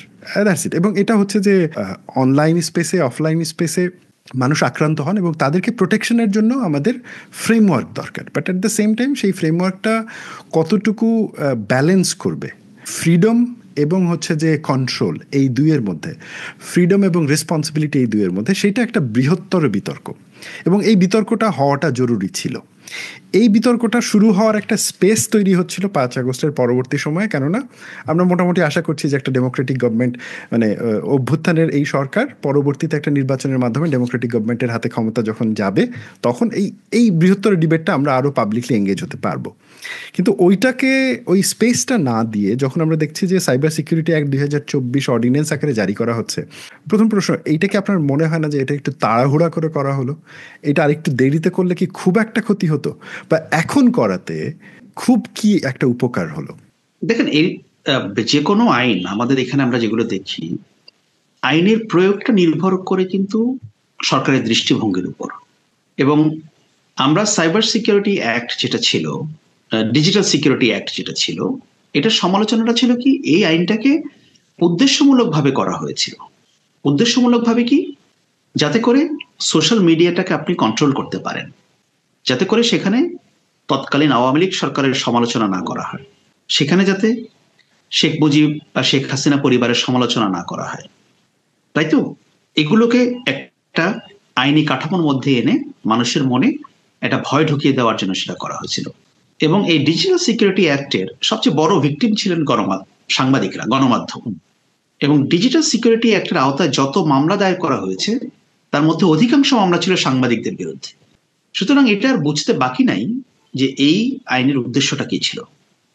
এবং তৎকালীন আদালত এই মামলাগুলোকে তাদের গোচরে নিতেন, তারা সেগুলোকে নিয়ে অ্যারেস্ট ওয়ারেন্ট ইস্যু করতেন, সাংবাদিকদেরকে কারাগারে পাঠাতেন। তাহলে তো বোঝা যায় যে এই আইনটা সম্পর্কে কি। এখন এই সরকার আসার পরে আমরা যেটা দেখতে পাচ্ছি, আপনি ডিজিটাল সিকিউরিটি অ্যাক্টে কোনো সাংবাদিক বা পরবর্তী যেটা সাইবার সিকিউরিটি অ্যাক্ট অর্ডিন্যান্স আকারে এসছে, কোনো সাংবাদিককে কি আটক করা হয়েছে? এখন পর্যন্ত না। কিন্তু এখানে সম্পূরক প্রশ্নটা এখানেই, যে আমি ধরেন তর্কের খাতিরে ধরে নিলাম যে এই সরকারের উদ্দেশ্য ভালো, কিন্তু আমি তো একটা গণতান্ত্রিক পদ্ধতির কথা বলছি যেখানে প্রতি 5 বছর বা 4 বছর পর পর সরকার পরিবর্তন হবে। তো আমি কেন এই রিস্কটা নিব যে বৃহত্তর আলাপ আলোচনার সুযোগ না দিয়েই খুবই অল্প সময়ে একটা আইন পাশ করার, যেই আইনটা পরবর্তী যে কোনো গভর্নমেন্ট অপব্যবহার করতে পারে? এখন পরবর্তী কোনো সরকার যদি অপব্যবহার করে, এই দায়টা তাদের। কারণ দেখেন, এটা কিন্তু একটা অর্ডিন্যান্স আকারে করা হয়েছে, এটা কিন্তু পার্লামেন্টে পাশ করা কোনো আইন না। এখন অর্ডিন্যান্স তো পরবর্তীতে এটা আইন আকারে নাও আসতে পারে, এখানে সংযোজন, পরিমার্জন, পরিবর্ধন, সংযোজন, বিয়োজন সবকিছু হতে পারে। সুতরাং ওনারা, আমি যেটা বুঝতে পারছি যে যেহেতু এই ডিজিটাল সিকিউরিটি অ্যাক্ট এটা একটা ড্রাকোনিয়ান ল ছিল, এটা নিয়ে একটা হিউজ আউটক্রাই ছিল ন্যাশনাল এবং ইন্টারন্যাশনাল, সো এটাকে একটা কুইক রেমেডি, একটা কুইকলি অ্যাড্রেস করার হিসাবে একটা অর্ডিন্যান্স এখানে জারি করা হয়েছে। বাট আমরা দেখি যে ধরেন এটার প্রয়োগটা কি হচ্ছে। এখন আপনি এটাকে যত ফুল প্রুফ করার চেষ্টা করেন আরো সময় নিয়ে, এটা অর্ডিন্যান্স আকারেই হবে, কারণ এখন তো কোনো পার্লামেন্ট নাই। পরবর্তীতে যখন অন্য কোনো সরকার আসবে, যখন পার্লামেন্টে আইনটা, এটাকে আইন আকারে পাশ করবে পার্লামেন্টের মাধ্যমে, তখন তো এনারা যে পরিবর্তনই আনুকটা কেন, সেটা পরিবর্তন হয়ে যেতে পারে। সুতরাং আমার মনে হয় যে ধরেন গভর্নমেন্ট একটা অধ্যাদেশ দিয়েছে, এটাই যে ফাইনাল এমন তো না, এটা নিয়ে হয়তো আরো আলোচনা হতে পারে, তারা হয়তো পরবর্তী সরকারের কাছে আরো কিছু রেকমেন্ডেশন রেখে যেতে পারে যে এই জায়গাগুলোকে একটা পূর্ণাঙ্গ, এটাকে পার্লামেন্টের মাধ্যমে আইন হিসেবে এটা করা হোক, সেটা হতে পারে। বাট এখনো পর্যন্ত আমরা যেটা দেখতে পাচ্ছি, যেহেতু এই আইনটাকে, এই আইনের মাধ্যমে কাউকে হ্যারাস করা হচ্ছে না, সুতরাং আমরা এটাকে মানে বলবো যে এটার মোটিভ যে এটা খারাপ, সেই জিনিসটা বলা যাবে না। এখন ভবিষ্যতে কি ঘটবে, বাংলাদেশে তো একসময় সবাই মিলে তত্ত্বাবধায়ক সরকার বিল পাশও করেছিল, পরবর্তীতে তো আওয়ামী লীগ সরকার সেটা বাতিল করে দিয়েছে। দেন সুতরাং পার্লামেন্টে পাশ করা আইনও কিন্তু বাতিল হয়ে গেছে, এটা তো একটা অধ্যাদেশ। ওই রিস্কটা আমি বুঝি। আমি আসলে যে পয়েন্টটা বলার চেষ্টা করছি, আমরা যদি বাংলাদেশে ইতোপূর্বের রাজনীতির ট্র্যাজেক্টরি দেখি, আমরা দেখব যে এই আইন যখন বিএনপি সিমিলার ধরনের একটা আইন নিয়ে আসলো, তারা যখন ক্ষমতায় ছিল 2001 থেকে 2006 ওই সময়টাতে, আওয়ামী লীগ পরে যখন ক্ষমতায় আসলো, তারা তখন বিএনপির ওই আইন তো বাতিলই করলো না। আওয়ামী লীগ অবশ্য ক্ষমতা আসার সময় প্রতিশ্রুতি দিয়েছিল যেগুলো বাতিল করবে, তারা তো এটা বাতিলই করলো না, বরং ওই খসড়াটাকে পিক আপ করে ওই খসড়াটাকে পরবর্তী 3 মেয়াদে এমন একটা কাঠামোতে পরিবর্তন করলো যে যেই কাঠামো সমাজের ফ্রি স্পেসকে মানে একদম বেঁধে দেয়, এবং হচ্ছে যে শুধু বেঁধে দেওয়া না, এবং সেটা এক ধরনের অত্যন্ত নিপীড়নমূলক আইন হিসেবে আমরা দেখতে পেলাম যে সেটার ব্যবহার হলো। সেটার ব্যবহার যেমন নারীর ওপরে হয়েছে, পুরুষের ওপরে হয়েছে, অনেক ক্ষেত্রে ইভেন দুই একটা কেসে তো মানে অল্প বয়স্ক মানুষকেও ধরে নিয়ে আসা হয়েছে যে সে কিছু একটা লিখেছে কোনো একটা সোশ্যাল মিডিয়াতে, কারো খারাপ লেগেছে। আমার মনে আছে যে কোনো একটা এলাকায় সম্ভবত সংসদ সদস্য ছাগল দিয়েছিল, তো এই ছাগল মারা যাওয়াতে বা কিছু একটা হওয়াতে তো সেখানকার এক সাংবাদিক রিপোর্ট করাতে এই সাংবাদিককে ধরে নিয়ে গেছে। ছাগল দিয়ে কেন রিপোর্ট করলো, মানে এই লেভেলের আমরা এটার অপব্যবহার দেখেছি। আমার পয়েন্টটা হচ্ছে যে যেহেতু এটা একটা গণ অভ্যুত্থানের সরকার এবং তার এথিক্যাল যে মানে ভ্যালু, তার যে মানে এথিক্যাল স্ট্যান্ডার্ড, এটা অন্য যে কোনো সরকারের থেকে একটু বেশি হওয়ার কথা, কারণ এইটা আমরা গণ অভ্যুত্থানের মাধ্যমে আসছি, এটা ঠিক ওই প্রক্রিয়াতে না। তো সেই সরকার যতই ভালো উদ্দেশ্য নিয়ে একটা আইন করুক, কিন্তু বাংলাদেশের অতীত বলে যে বাংলাদেশের ভবিষ্যতে যেই আসবে সে বলবে আচ্ছা ওই সরকার তো করছে, তাহলে তোমরা ওরে গিয়ে ধরো, আমি তো ওইটারই কন্টিনিউয়েশন করতেছি যে ন্যারেটিভ আওয়ামী লীগ এর আগে দিয়েছে। আমি আশা করি ভবিষ্যতে যারা নির্বাচিত হয়ে আসবে তারা এগুলো করবে না। কিন্তু আকবর ভাই, আপনি দীর্ঘদিন সাংবাদিক ছিলেন, আপনি জানেন যে আমাদের দেশে আমাদের যারা ক্ষমতায় যেই যায় সে কিভাবে ক্ষমতাকে নিপীড়নের হাতিয়ার করার জন্য মানে ওই পক্ষের যুক্তি উৎপাদন করে। তো আমরা হোপ রাখতেই পারি ডেফিনেটলি যে ভবিষ্যতে হয়তো এটা এরকম হবে না, বাট দেখা যাক। আমি আকবর ভাই আপনার কাছ থেকে আরেকটা যে বিষয় একটু আলোকপাত চাচ্ছিলাম, সেটা হচ্ছে যে আপনি ব্যক্তিগতভাবে বহু সাংবাদিকের সাথে মিশেছেন, বহু সাংবাদিকের সাথে কথা বলেন, রেগুলার এঙ্গেজ হন। এই যে আপনার লিভড এক্সপেরিয়েন্স, আপনার এই লিভড এক্সপিরিয়েন্স থেকে আপনার কি মনে হয় যে আমাদের সাংবাদিকতায়, আপনি তো বেশ কয়েকটা লিমিটেশনের কথা বলেছেন, হ্যাঁ, তাহলে আমাদের সাংবাদিকতার পসিবিলিটির কি কোনো জায়গা দেখেন যে কোন জায়গাগুলোতে still there is hope, there is some possibility? That is immense possibility. ধরেন আমি সম্ভাবনার কথা যদি বলি যে আমাদের আসলে এখন এমন অনেক ইয়াং এনার্জেটিক ক্রিয়েটিভ জার্নালিস্ট আছে আমাদের ইন্ডাস্ট্রিতে, অনেক আছে যারা ভাবে, যাদের ক্রিয়েটিভিটি, জার্নালিজম তো একটা ক্রিয়েটিভ কাজ, এবং তারা শুধু যদি একটা প্ল্যাটফর্ম পায় এবং একটা ভালো একটা পরিবেশ পায়, তারা অনেক দূর পর্যন্ত যেতে পারে। যেমন আপনি দেখবেন যে আমাদের দেশের, আমি যদি শুধু ধরেন টিভি ইন্ডাস্ট্রির কথা বলি, পত্রিকাটা বাদই দিলাম, আমাদের টিভি ইন্ডাস্ট্রির মান, টিভিতে হয়তো সাংবাদিকরা অনেক সময় সেলফ সেন্সরশিপ করে, তাদের নিজের প্রয়োজনে করে, বাধ্য হয়ে করে, কিছু সমস্যা আছে, কিন্তু ওভারঅল যদি আমাদের জার্নালিজমের স্ট্যান্ডার্ড দেখেন, আমাদের পার্শ্ববর্তী অনেক দেশের চেয়ে, ভারতের চেয়ে আমাদের অনেক ভালো, অনেক ভালো। আপনি যদি কেস টু কেস দেখেন যে ভারতের টপ গণমাধ্যম তারা একটা টিভি প্যাকেজ কিভাবে করছে, তাদের প্রেজেন্টেশন কি, তাদের স্টোরি টেলিং কি, ভাষা ডিফারেন্ট হতে পারে,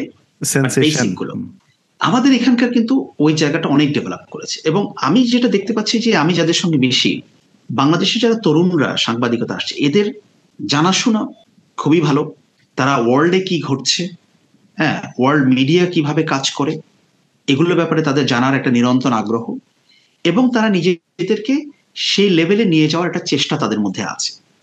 এখন প্রশ্ন হচ্ছে, ওই পরিবেশটা তো সাংবাদিক নিজে তৈরি করতে পারবে না, এটা ওভারঅল একটা মিডিয়া ইন্ডাস্ট্রির ব্যাপার, একটা স্ট্রাকচারের ব্যাপার, এখানে একটা পলিটিক্যাল অ্যাটমসফিয়ার থাকার ব্যাপার, তাই না? সবকিছু মিলে এটা তৈরি হবে। বাট এটা একটা জিনিস যে অনেক ভালো ভালো ছেলে মেয়েরা সাংবাদিকতায় আসছে। তবে এখানে আমি ছোট্ট দুইটা সংখ্যার কথা বলবো। সেটা হচ্ছে, এটা বললে আবার আগের প্রশ্নে ফেরত যেতে হবে, যে অনেক ব্রিলিয়ান্ট ছেলে মেয়েরা সাংবাদিকতা আসছে, কিন্তু তারা শেষ পর্যন্ত সাংবাদিকতায় থাকছে না, তারা 2 বছর 4 বছর 5 বছর কাজ করছে। এটা কিন্তু ভালো সাইন না। কেন থাকছে না? কারণ বেতন নাই, বেতন ঠিক মতো হয় না, পরিবেশ ভালো না, এগুলো নিয়ে তাদের নানা অভিযোগ আছে। এবং আরেকটা অ্যালার্মিং জায়গা হচ্ছে, আমাদের মেয়েরা সাংবাদিকতায় আসছে না, কম আসছে। কারণ আমাদের কিন্তু মেয়েরা জার্নালিজমে পড়াশোনা করছে, তাহলে তারা কেন সাংবাদিকতা করতে চায় না, কেন তারা রিপোর্টিং করতে চায় না, কেন তারা মিডিয়া ইন্ডাস্ট্রিতে কাজ করতে চায় না সার্টেন টাইমের পরে, বা আসতেই চায় না, এই প্রশ্নগুলোকেও কিন্তু অ্যাড্রেস করা জরুরি। বাট ওভারঅল আমি যেটা কিন্তু সম্ভাবনা দেখি, যে আপনি যদি একটা প্রফেশনাল মিডিয়া ল্যান্ডস্কেপ তৈরি করতে পারেন আমাদের দেশে, তাহলে আমাদের ইয়াং মানে যারা আছে, যারা সাংবাদিকতায় আসছে এখনো অব্দি ধরেন যারা 2 বছর 4 বছর 5 বছর সাংবাদিকতা করেছে, তাদের কিন্তু পসিবিলিটিটা অনেক ভালো, তাদের পোটেনশিয়াল অনেক ভালো, তারা কাজ করতে চায়। তো এটা আমার কাছে আসা চাই। এবং আপনি দেখবেন যে বাংলাদেশে এখন অনেক ইয়াং ছেলেমেয়েরা আছে যারা বিভিন্ন ইন্টারন্যাশনাল মিডিয়ার সঙ্গে যুক্ত হয়ে তারা কো প্রোডাকশন করছে। তো এটা কিন্তু একটা পজিটিভ বিষয় যে পৃথিবীর নামি দামি পত্রিকায় তাদের লেখা ছাপা হচ্ছে, কো প্রোডাকশন হচ্ছে। তারা সোশ্যাল মিডিয়াতে কিভাবে মিডিয়াকে ইউজ করা যায়, তারা ক্রিয়েটিভ ওয়েতে অনেক কিছু ভাবছে। এবং সবচেয়ে ইয়াং জেনারেশন আমি যেটা দেখলাম যে বাংলাদেশের তরুণদের টেকনোলজিকে তারা এত কুইকলি অ্যাবসর্ব করতে পারে, দে আর সো কুইক লার্নার্স। এটা কিন্তু একটা বড় সম্ভাবনার জায়গা। সাংবাদিকতা তো প্রযুক্তিও বটে, কারণ প্রযুক্তি তো আপনার সাংবাদিকতাকে বদলে দিচ্ছে প্রতিনিয়ত। সো তারা ওই জায়গাটার মধ্যে খুবই সিদ্ধহস্ত, তাদেরকে এটা কেউ শেখাচ্ছে না, তারা নিজেরাই শিখছে। কারণ আমি যাদের সঙ্গে মিশি তাদের সঙ্গে আমার বয়সের পার্থক্য আমি দেখি 20 বছর 25 বছর। সাংবাদিকতা হয়তো নতুন এসছে বা 2 বছর 3 বছর 4 বছর সাংবাদিকতা করছে, এবং তারা দেখি এই বিষয়গুলোতে খুবই আপ টু ডেট, এবং জার্নালিজমকে তারা প্রফেশন হিসেবে নিতে চায়, শেষ পর্যন্ত নিতে চায়, অনেক কিছু কম্প্রোমাইজ করে হলেও তারা নিতে চায়। সুতরাং এই জায়গাটাকে যদি আমরা একটা ফেসিলিটেট করতে পারি আমাদের রাষ্ট্রীয় আইন বা মিডিয়ার যে অ্যাটমসফিয়ারটাকে তৈরি করে, তাহলে আমি মনে করি যে আমাদের জন্য একটা সাংবাদিকতায় ভালো সময়। এখানে আমি একটা উদাহরণ, হয়তো আমি আগের ক্ষেত্রে যাই, আমি একটা কথা বলছিলাম যে বাংলাদেশে কোন সাংবাদিকের বেতন অর্থাৎ ন্যূনতম বেতন 50,000 টাকা হওয়া উচিত। আপনি আপনি 20 জন সাংবাদিক দিয়ে আপনি একটা প্রতিষ্ঠান চালান, সমস্যা নাই তো, কিন্তু যারা কাজ করবে আপনার প্রতিষ্ঠানে তারা ওয়েল পেইড হবে, তারা টাইমলি তাদের বেতন পাবে। সর্বোচ্চ বেতন আপনি যত দেন তাতে কোনো সমস্যা নেই। আমার আমার কি প্রয়োজন যে আমি 50 জন 100 জন সাংবাদিক আমি নিয়োগ করব, আমি 20 পাতার পত্রিকা বের করব? যদি আমার সে আর্থিক সামর্থ্য না থাকে আমি কেন এটা করব? আমি কেন বলবো যে ভাই আমি 200 জন সাংবাদিক 150 জন সাংবাদিক নিয়োগ করে আমি 24/7 টেলিভিশন স্টেশন রান করব? আমি যতটুকু অ্যাকোমোডেট করতে পারবো, যতটুকু আমি এফোর্ড করতে পারবো, আমি ততটুকুই করব। আমি যদি 2 পাতার পত্রিকা বের করি, হুইচ ইজ 4 পৃষ্ঠা, 4 পৃষ্ঠা যদি আমার 5টা ইনভেস্টিগেটিভ এবং ইন্টারপ্রেটেটিভ রিপোর্ট থাকে, ইজন্ট ইট এনাফ? একটা পত্রিকা যদি প্রতিদিন 5টা নিউজ করে, শুড বি এনাফ। আমার তো 30টা নিউজের দরকার নাই, অমুক মন্ত্রী কি বললো, তমুক সচিব কি বললেন, কোন জায়গায় ফিতা কাটা হলো, পিআর জার্নালিজম এটা প্রয়োজন আছে? তো সেই সাংবাদিককে আপনি বেতনও দিচ্ছেন না, আবার আপনি 30 পাতার পত্রিকা বের করছেন। এবং আমি মনে করি এটা আমাদের একটা আইনি কাঠামোর মধ্যে এনে এটাকে একদম স্ট্রিক্টলি এনফোর্স করা উচিত, যে কোন প্রতিষ্ঠান সাংবাদিকের অ্যাকাউন্টে কত টাকা বেতন দিচ্ছে, প্রপারলি বেতন দিচ্ছে কিনা, এগুলা এভরি ইয়ার মানে একটা ইন্টারন্যাশনাল অডিটের মাধ্যমে ইন্টারন্যাশনাল ফার্ম দিয়ে অডিট করে এগুলোকে এনশিওর করা দরকার। এটা মেনে যারা থাকতে পারবে, মিডিয়া চালাতে পারবে, মালিকরা চালাবে, আর নাহলে বন্ধ হয়ে যাক, কোনো সমস্যা নেই। আমার 10টা পত্রিকা থাকলেই এনাফ, আমার 10টা টিভি চ্যানেল থাকলেই এনাফ, আমার 10টা ডিজিটাল প্ল্যাটফর্ম থাকলে এনাফ। কিন্তু আমি 500 চালিয়ে দিব, আমি বলবো যে 500 আমার যত আসবে, কিন্তু আমি এটা এনশোর করব না, এটা তো হবে না। আপনি অন্যান্য সেক্টরে, গার্মেন্ট সেক্টরে আপনি এনশোর করছেন না যে এত টাকা বেতন দিতে হবে ন্যূনতম, তাহলে একটা সাংবাদিকতার ক্ষেত্রে সেটা আপনি করবেন না কেন? এই যে সাংবাদিকরা রাজনীতিতে জড়িয়ে যাচ্ছে, বিভিন্ন সুযোগ সুবিধার মধ্যে জড়িয়ে যাচ্ছে, চিয়ার লিডার্স হচ্ছে, কেন? এগুলো তো কিছু কারণও আছে। তো ওই জায়গাটাকে যদি আমরা স্টপ করতে চাই, আমার একটা আইনি কাঠামো লাগবে, এবং এটাকে স্ট্রিক্টলি এনফোর্স করতে হবে। আপনি মিডিয়াতে এগুলো স্ট্রিক্টলি এনফোর্স করেন, দেখবেন এটা ঠিক হয়ে যাবে। আমি আপনার সাথে একমত আকবর ভাই, যে আমাদের যে মিডিয়া ইন্ডাস্ট্রির যে সমস্যা, আমরা খুব সহজেই সাংবাদিকদেরকে দায়ী করে বসি।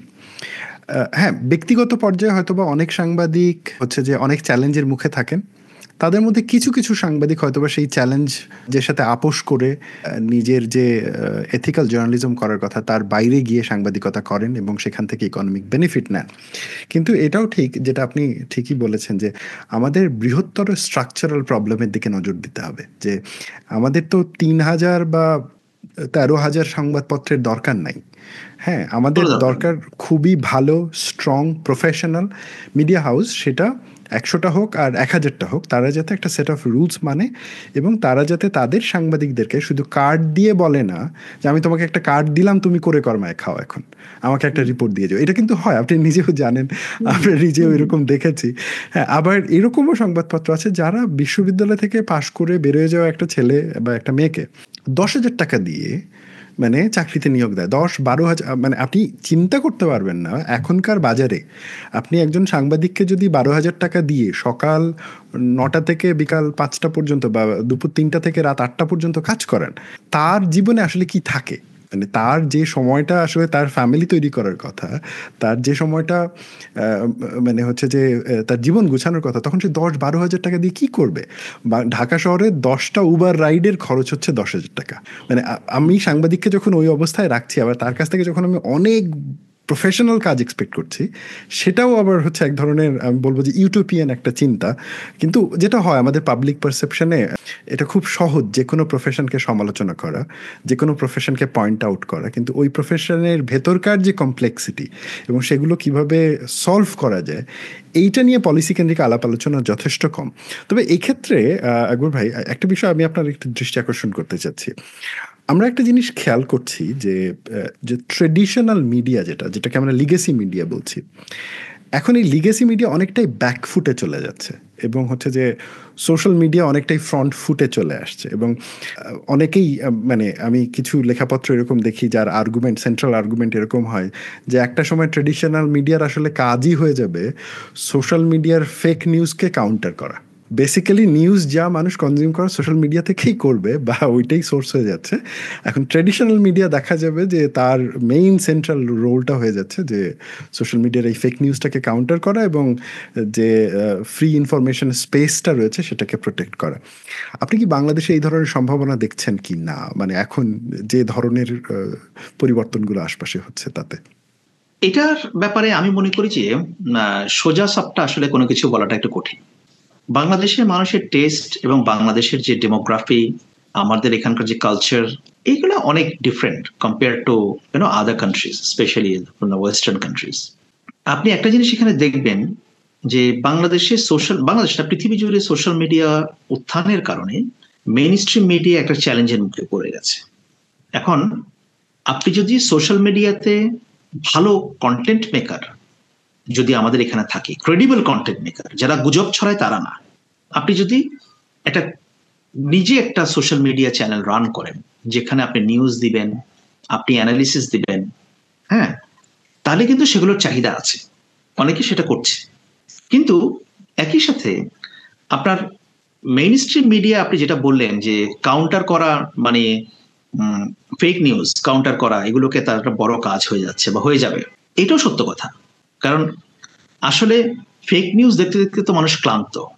যেমন একটা জিনিস আমরা বুঝি যে আমাদের এক সময় ইকোনমিক্স পড়াতেন কলেজে একজন টিচার, সে অনেক আগে, তো উনি বললো যে দেখো, ব্র্যান্ডের ভ্যালু কখনো কমে না। উনি ব্র্যান্ডটা মানে বোঝাতে গিয়ে আর কি, আচ্ছা, আচ্ছা।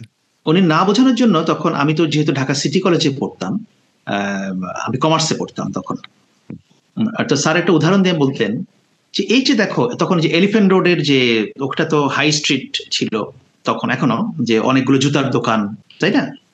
তো উনি বলেন যে এই যে দেখো, বাংলাদেশে একসময় আমরা শুধু বাটার দোকান বা কয়েকটা ব্র্যান্ড ইপসি এরকম পেতাম, এখন দেখো এলিফ্যান্ট রোডে ভুরি ভুরি জুতার দোকান কত। তাই বলে কি বাটা জুতার কদর কমে গেছে? বলে যে অন্যরা যত আসছে, জুতার দোকান শহরে যত বেড়ে গেছে, বাটার চাহিদা তত বেড়ে গেছে। কারণ মানুষ এখন কম্পেয়ার করতে পারছে যে কোনটার কোয়ালিটি ভালো। আমি বাটার অ্যাডভার্টাইজমেন্ট করছি না, এটাকে আমার স্যার যেহেতু বলতেন যে this is how quality and brand they survive. আপনার মার্কেটে অনেক কিছু আসবে, এটা নিয়ে আপনার আতঙ্কিত হওয়ার কিছু নাই। আমি যদি আমার প্রপার রেসপন্সিবিলিটি, আমি যদি আমার কোয়ালিটি প্রোডাক্ট দিতে পারি, জার্নালিজমের আমরা যেগুলো দিই আউটপুট, ইটস প্রোডাক্ট এক অর্থে, না, আমরা যদি সে অর্থে বিবেচনা করি, সেটা যদি কোয়ালিটি হয়, সেটা যদি মানুষের সঙ্গে কানেক্টিং হয়, তাহলে মানুষ এটাতে থাকবে। যেমন অনেক সময় আমি যেটা করি, আমি অনেকে করতে দেখেছি, সকালে হয়তো ফেসবুক খুললাম দিনের কোনো একটা সময়, একটা ক্যানভা কার্ড, একটা সোশ্যাল কার্ড দেখলাম, বিভিন্ন লোগো দিয়ে তারা ছেড়ে দিচ্ছে। এখন ওইটাতে কিন্তু আমি বিশ্বাস করে বসে নাই, আমি সাথে সাথে কয়েকটা ক্রেডিবল ওয়েবসাইট চেক করি যে তারা এই নিউজটা করেছে কিনা। তারা যদি এটা না করে আমি ধরে নিচ্ছি এটা ফেক নিউজ। হ্যাঁ, সো এই আপনি দেখবেন যে সোশ্যাল মিডিয়ার উত্থান একটা ঠিক যে মেইন স্ট্রিম মিডিয়ার জন্য একটা চ্যালেঞ্জ তৈরি করেছে। সোশ্যাল মিডিয়া অনেক সময় মেইন স্ট্রিম মিডিয়ার জন্য এজেন্ডা সেট করে দিচ্ছে।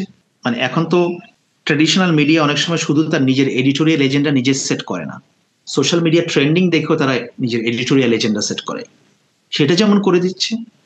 একই সঙ্গে আবার সোশ্যাল মিডিয়া নানা ফেক নিউজের কারণে মেইন স্ট্রিম মিডিয়ার আবার কদর এবং ক্রেডিবিলিটিটাও কিন্তু মানুষের কাছে আছে। সো আমি মনে করি এইটা বাংলাদেশের মেইন স্ট্রিম মিডিয়া যে একেবারে সোশ্যাল মিডিয়ার কাছে মার খেয়ে যাবে বা তারা তেমন কিছু করতে পারবে না, এটা আমার মনে হয় না বাংলাদেশে খুব বেশি টিকবে আর কি। আমার ধারণা যে আলটিমেটলি মেইন স্ট্রিম মিডিয়াই টিকবে। আমি কমিউনিকেশনের স্টুডেন্ট হিসেবে আমি এখন আমেরিকার যে বিশ্ববিদ্যালয়টাতে কাজ করছি, এখানে যখন আমরা নেক্সট আগামী 10 বছর পরে মিডিয়া ইন্ডাস্ট্রির ম্যাপিং করি, আমি কিন্তু তখন অপোজিট আশা দেখছি। হ্যাঁ, কারণ আমরা এখন দেখতে পাচ্ছি অনেক বেশি পার্সোনালিটি সেন্ট্রিক নিউজ ইমার্জ করছে। অর্থাৎ এখন মানে মিডিয়া ইন্ডাস্ট্রির যেমন একটা ক্রেডিবিলিটির ব্যাপার আছে, বাট এখন আমরা সোশ্যাল মিডিয়ার কারণে দেখছি যে ক্রেডিবিলিটি আবার ইন্ডিভিজুয়াল কেন্দ্রিকও হয়ে যাচ্ছে। সো আপনি একটা ছোট্ট একটা এক্সাম্পল দিই। এই যে ধরেন 15 বছরে আওয়ামী লীগ সরকার কোটি কোটি টাকা ইনভেস্ট করেছিল তার ইন্টায়ার হচ্ছে যে ন্যারেটিভ ইন্ডাস্ট্রি বানানোর জন্য। আমরা যদি জুলাইয়ের সময়টাতে দেখি, হাতে গোনা 5 থেকে 7 জন ইনফ্লুয়েন্সার এটা একদম মাটির সাথে মিশাই দিয়েছে, লিটারেলি। এখন এই যে মানে এইটার যে আরো প্রভাব, এইটা আমরা আরো একটু পরে দেখতে পাবো যখন ইলেকশনটা অ্যানাউন্স হবে। কারণ এতদিন পর্যন্ত তো দেখা গেছে যে মিডিয়া স্পেসটা খুব লিমিটেড ছিল, তো এই 5-7 জন ইনফ্লুয়েন্সার অধিকাংশ দেশের বাইরে থেকে বিভিন্নভাবে অপারেট করছে। কিন্তু এখন যখন আরেকটু ফ্রি স্পেস পাবে, হ্যাঁ, এই যে ধরেন বিভিন্ন ধরনের মানে নিপীড়নমূলক আইনের ব্যাপারটা খানিকটা কমে আসবে, তখন দেখা যাবে যে এই ব্যাপারটা বাড়বে। তবে এখানে দুইটা রিস্কই আছে। একটা হচ্ছে যে ইউজলেস কন্টেন্ট মেকার, মানে যারা আসলে সোসাইটিতে কোনো ভ্যালু অ্যাড করে না, but at the same time value অ্যাডের যে প্রবণতা থাকা মানুষদের সংখ্যাটাও বাড়বে। আমরা যে প্রেডিকশনটা মানে আমরা একাডেমিক সার্কেলে যেটা নিয়ে অনেকটা আলাপ আলোচনা হয়, যে আমরা মোটামুটি দেখতে পাচ্ছি যে যেভাবে আর্টিফিশিয়াল ইন্টেলিজেন্স আসছে এবং যেভাবে নিউজকে পার্সোনালাইজ করা হচ্ছে, তো ওই অ্যাঙ্গেল থেকে বৃহত্তর মিডিয়ার স্কেল ছোট হয়ে যাবে। বৃহত্তর মিডিয়া থাকবে, লিগ্যাসি মিডিয়া অবশ্যই থাকবে, কিন্তু লিগ্যাসি মিডিয়ার প্যারালালি দেখা যাবে যে ইকুয়ালি পাওয়ারফুল, ইভেন কিছু কিছু ক্ষেত্রে তার থেকেও পাওয়ারফুল এন্টিটিগুলো চলে আসবে, ইন্ডিভিজুয়াল এন্টিটি এখানে রোল প্লে করবে। তো সেটা মানে ফিউচারিস্টিক ব্যাপার। এটা ব্যাপারটা এরকম না যে অলওয়েজ এরকমই ঘটবে, অনেক সময় অনেক একাডেমিক প্রেডিকশন রং হয়। তবে আপনি একটা বিষয় চমৎকার বলেছেন, ফেক নিউজ নিয়ে বলেছেন, এবং আমাদের আলোচনার একদম শেষ প্রান্তে এসে এই ব্যাপারটা নিয়ে আমি একটু আপনার সাথে আলোচনা করতে যাচ্ছিলাম। আমরা দেখেছি যে বাংলাদেশে ইতোপূর্বে স্টেট স্পন্সার্ড ফেক নিউজ হয়েছে পলিটিক্যাল অপোনেন্টকে দমানোর জন্য। আবার আমরা দেখেছি যে অপোনেন্টদের কাছ থেকেও এক ধরনের পপুলিস্ট ফেক নিউজও প্রডিউস করা হয়েছে। মানে it was a fight between fake news from both the side. পার্থক্যটা হচ্ছে একদিকে খুবই পাওয়ারফুল স্টেট, তার ইন্টায়ার মেশিনারি, তার টাকা পয়সাগুলো ছিল, অন্যদিকে এটা মোর হচ্ছে যে অর্গ্যানিক ছিল, মানে সেটা বুঝে হোক না বুঝে হোক যেভাবেই হোক। কিন্তু এটা তো ঠিক যে বাংলাদেশের রাজনীতিতে ফেক নিউজ অত্যন্ত গুরুত্বপূর্ণ একটা রোল প্লে করে, এবং সেটা অধিকাংশ ক্ষেত্রেই নেগেটিভলি রোল প্লে করে। এবং ফেক নিউজ কাউন্টার করার জন্য আমাদের যদি ওইভাবে দেখি যে ট্রেইনড ফ্যাক্ট চেকারের সংখ্যা অত্যন্ত কম, মানে হাতে গোনা, আপনি একদম কাউন্ট করে বলতে পারবেন যে, এবং মানে এখন যে কজন পরিচিত তাদের প্রত্যেকেই ব্যক্তিগতভাবে আমরা দুইজনই চিনি, মানে এই কয়েকজন মানুষই। কিন্তু 17-18 কোটি মানুষের একটা দেশে এত কনজিউমারের মাঝখানে 10-12 জন মাত্র ফ্যাক্ট চেকার, এবং মিডিয়া ইন্ডাস্ট্রিগুলো আমি জানি না যে কতটা সিরিয়াসলি এটা ভাবছে। আপনি এখানে পোটেনশিয়াল কি রিস্ক দেখতে পান যদি আমরা এখনই এই ফেক নিউজ কাউন্টার করার জন্য ইনস্টিটিউশনাল এবং ইন্ডিভিজুয়াল লেভেলে আলাপ আলোচনা সাংবাদিকতার মধ্যে শুরু না করি? তাহলে এটা আমাদের ফিউচার ফেব্রিকে কি ধরনের রিস্ক আপনি দেখেন, এবং এটা আমরা কিভাবে অ্যাভয়েড করতে পারি? হ্যাঁ, এটা বিশাল রিস্ক। আমি যদি এটা একটা সোশ্যাল স্ট্যাবিলিটি ধরে রাখার রিস্ক তৈরি হয়ে যাবে এটার জন্য, ন্যাশনাল সিকিউরিটি ক্রাইসিস হবে। হ্যাঁ, আরো আমরা যদি if you go beyond that, এটা হতে পারে। এখন আমাদের এখানে ফেক নিউজকে কাউন্টার করার জন্য খুব বেশি চিন্তা বা খুব বেশি ভাবনা আমরা দেখি না। এবং এখানে আরেকটা গুরুত্বপূর্ণ বিষয় হচ্ছে আমাদের ডিজিটাল লিটারেসিটা খুব কম আমাদের এখানে। এটা একটা বড় বড় ব্যাপার। আপনারা ওয়েস্টার্ন ওয়ার্ল্ডে যেসব রিসার্চ করেন, আমার ধারণা ওখানকার চিত্রটা একটু ভিন্ন। এবং বাংলাদেশের মানুষের মধ্যে যেহেতু এখানকার কালচার, এখানকার আন্ডারস্ট্যান্ডিং ইজ ডিফারেন্ট, সো এখানে এই বিষয়গুলো একটা বড় ভূমিকা রাখতে হবে। এবং আমি এখনো অব্দি যেটা দেখতে পাচ্ছি যে মেইন স্ট্রিম মিডিয়া বা ট্র্যাডিশনাল মিডিয়া তারা এই ফ্যাক্ট চেকিংটাকে খুব একটা গুরুত্ব দিচ্ছে না। এখন তারা যেটা করছে যে ঠিক আছে, আমরা আমাদের কাজ করছি, যারা গুজব ছড়াচ্ছে তারা গুজবের কাজ করুক। আবার একই সঙ্গে ডিজিটাল প্ল্যাটফর্মের এই বিস্তারের কারণে আমি দেখতে পাচ্ছি যে একই টেলিভিশন চ্যানেলের ডিজিটাল প্ল্যাটফর্ম তাদের দর্শক ধরে রাখার জন্য তারা নিউজকে এমন ভাবে প্রেজেন্ট করছে, এমন হেডলাইন দিয়ে, ওটাও ফেক নিউজই মনে হয়। একটা ছোট্ট এক্সাম্পল দিই ভাই। বাংলাদেশের একটা টেলিভিশন চ্যানেল তার ইউটিউবে দাজ্জালের আগমন নিয়ে যত কয়টা ভিডিও পোস্ট করছে, আমার ধারণা কেউ যদি আগ্রহী হয় শুধু এইটা নিয়ে একটা কন্টেন্ট অ্যানালিসিস করে পেপার পাবলিশ করে ফেলতে পারে। হ্যাঁ, এবং আপনি শুধু দেখবেন সেটা না, ফেক নিউজ এখানে নানাভাবে হয়। ইভেন আমরা দেখতে পাচ্ছি যে পপুলিস্ট যে ধারণা, ওগুলোকে রিইনফোর্স করার জন্য এখানে এমন ভাবে নিউজ করা হচ্ছে ডিজিটাল প্ল্যাটফর্মে, ওটাও কিন্তু অনেকটা ফেক নিউজের পর্যায়ে পড়ে যায়। যেমন আমরা যদি দেখি রাশিয়া ইউক্রেন ওয়ার নিয়ে, যেখানে বাংলাদেশের মিডিয়া দেখলে আপনার মনে হবে যে রাশিয়ানরা মানে মার খেয়ে মানে অনেকেই ব্যাপক মার খাচ্ছে, বা ধরেন ইউক্রেনে মানে যারা যেভাবে এটা দেখতে চাচ্ছি আর কি। এখন বাস্তবতা তো ভিন্ন। যেমন ইসরায়েল গাজা, যেটাকে আমরা যুদ্ধ বলছি, এখানে যেটা হয়েছে যে বাংলাদেশে অনেক মিডিয়া প্রো প্যালেস্টাইন একটা অবস্থান নিয়েছে, সেটাতে কোনো সমস্যা নাই, কিন্তু প্রো প্যালেস্টাইন অবস্থান নিতে গিয়ে তারা এমন নিউজ করেছে যে সেখানে ইসরায়েলি বাহিনী মনে হয় মানে মার খেয়ে তারা ভূত হয়ে যাচ্ছে, এরকম একটা ব্যাপার আর কি। কারণ মানুষ ওইটা শুনতে চায়, বাস্তবতা যাই হোক না কেন সেভাবে। যেমন আমার মনে আছে যে 1991-এ যখন, ওইটার কথা বাদ দিলাম, যখন সাদ্দাম হোসেন যখন কুয়েত অ্যাটাক করলেন সেটার কথা বাদ, 2001-এ যখন আবার আমেরিকা যখন ইরাক আক্রমণ করলো, যে আমেরিকান বাহিনী বাগদাদ ঘিরে ফেলেছে, মানে সাদ্দামের পতন আসন্ন, মানে এনি টাইম তার গভর্নমেন্ট হয়তো ফল করে গেছে আর কি। কিন্তু বাংলাদেশের মিডিয়ায় তখন আমরা দেখেছি যে সাদ্দামের বিজয় গাথা, যে কিভাবে আমেরিকান সৈন্যরা মার খাচ্ছে। আপনি এখন ওই সময় পত্রিকাগুলো দেখলে আপনি বুঝতে পারবেন।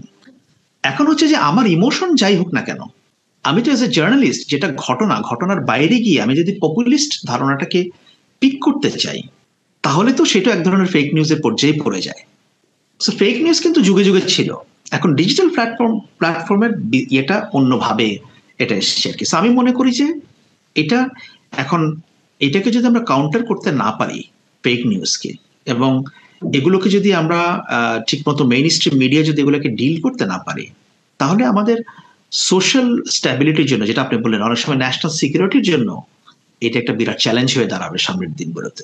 আকবর ভাই, আপনাকে অসংখ্য ধন্যবাদ। আপনি এই দীর্ঘ সময় ধরে এই আলোচনায় অংশগ্রহণ করেছেন, এবং আমি আপনার আলোচনা থেকেই একটা পয়েন্ট নিয়ে সামারি টানতে চাচ্ছি। সেটা হচ্ছে যে আমাদের ডিজিটাল লিটারেসি নিয়ে কাজ করাটা খুব জরুরি, এবং এটা এতটাই জরুরি যে এখন যেমন বিভিন্ন মানে প্রত্যেকটা অনার্স লেভেলের স্টুডেন্টকে বাংলাদেশে স্টাডিজ পড়তে হয়, ঠিক একই রকমভাবে আমার মনে হয় যে বাংলাদেশের স্কুল, কলেজ এবং বিশ্ববিদ্যালয় লেভেলে একটা কোর্স থাকা উচিত, সেটা হচ্ছে ডিজিটাল লিটারেসি / মিডিয়া লিটারেসি।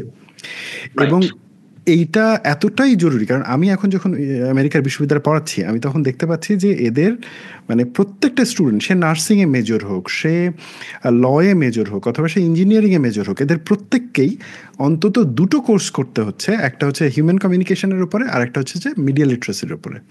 কারণ হচ্ছে যে এই ভলেটাইল এনভায়রনমেন্টে আমাদের দেশের নাগরিক যদি মিডিয়ার সাথে, মিডিয়া কন্টেন্টের সাথে কনসিয়াসলি ডিল করতে না পারে, তার মানে হচ্ছে যে এইটা সমাজকে স্থবির করে দিবে, সমাজের মধ্যে ভাঙন ধরাবে, এটা ট্রমার তৈরি করবে মানুষের জীবনে, ইনসিকিউরিটি তৈরি করবে, অ্যাট দ্য সেম টাইম রাষ্ট্রীয় নিরাপত্তাও হুমকির মুখে রাখবে। সো আপনি যে পয়েন্টটা বলেছেন এইটা আমি আপনার সাথে শতভাগ একমত যে we need to focus on digital literacy, এবং এইটা শুধুমাত্র বিভিন্ন জায়গায় আলাপ আলোচনায় না, এটাকে আমাদের যে স্কুলিং ফ্রেমওয়ার্ক তার মধ্যে আনতে হবে। মানে এইটার এখন না আলাপ আলোচনার বিষয় নাই কিন্তু ভাই, এটা একদম ট্রেনিংয়ের এডুকেশনের বিষয়ের মধ্যে চলে আসছে।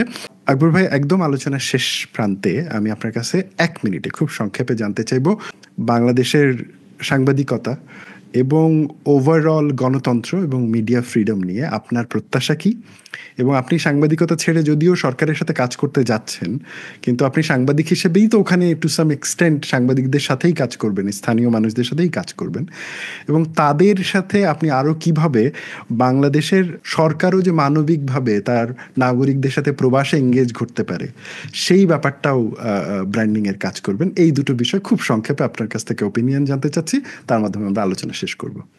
দেখুন, আমাদের সামনে যেটা চ্যালেঞ্জ, আমাদের একটা গণতান্ত্রিক সমাজ লাগবে, গণতান্ত্রিক সমাজ, উদারপন্থী সমাজ, স্থিতিশীল এবং পরমত সহিষ্ণু একটা সমাজ আমাদেরকে তৈরি করতে হবে, একটা রাষ্ট্র আমাদের তৈরি করতে হবে।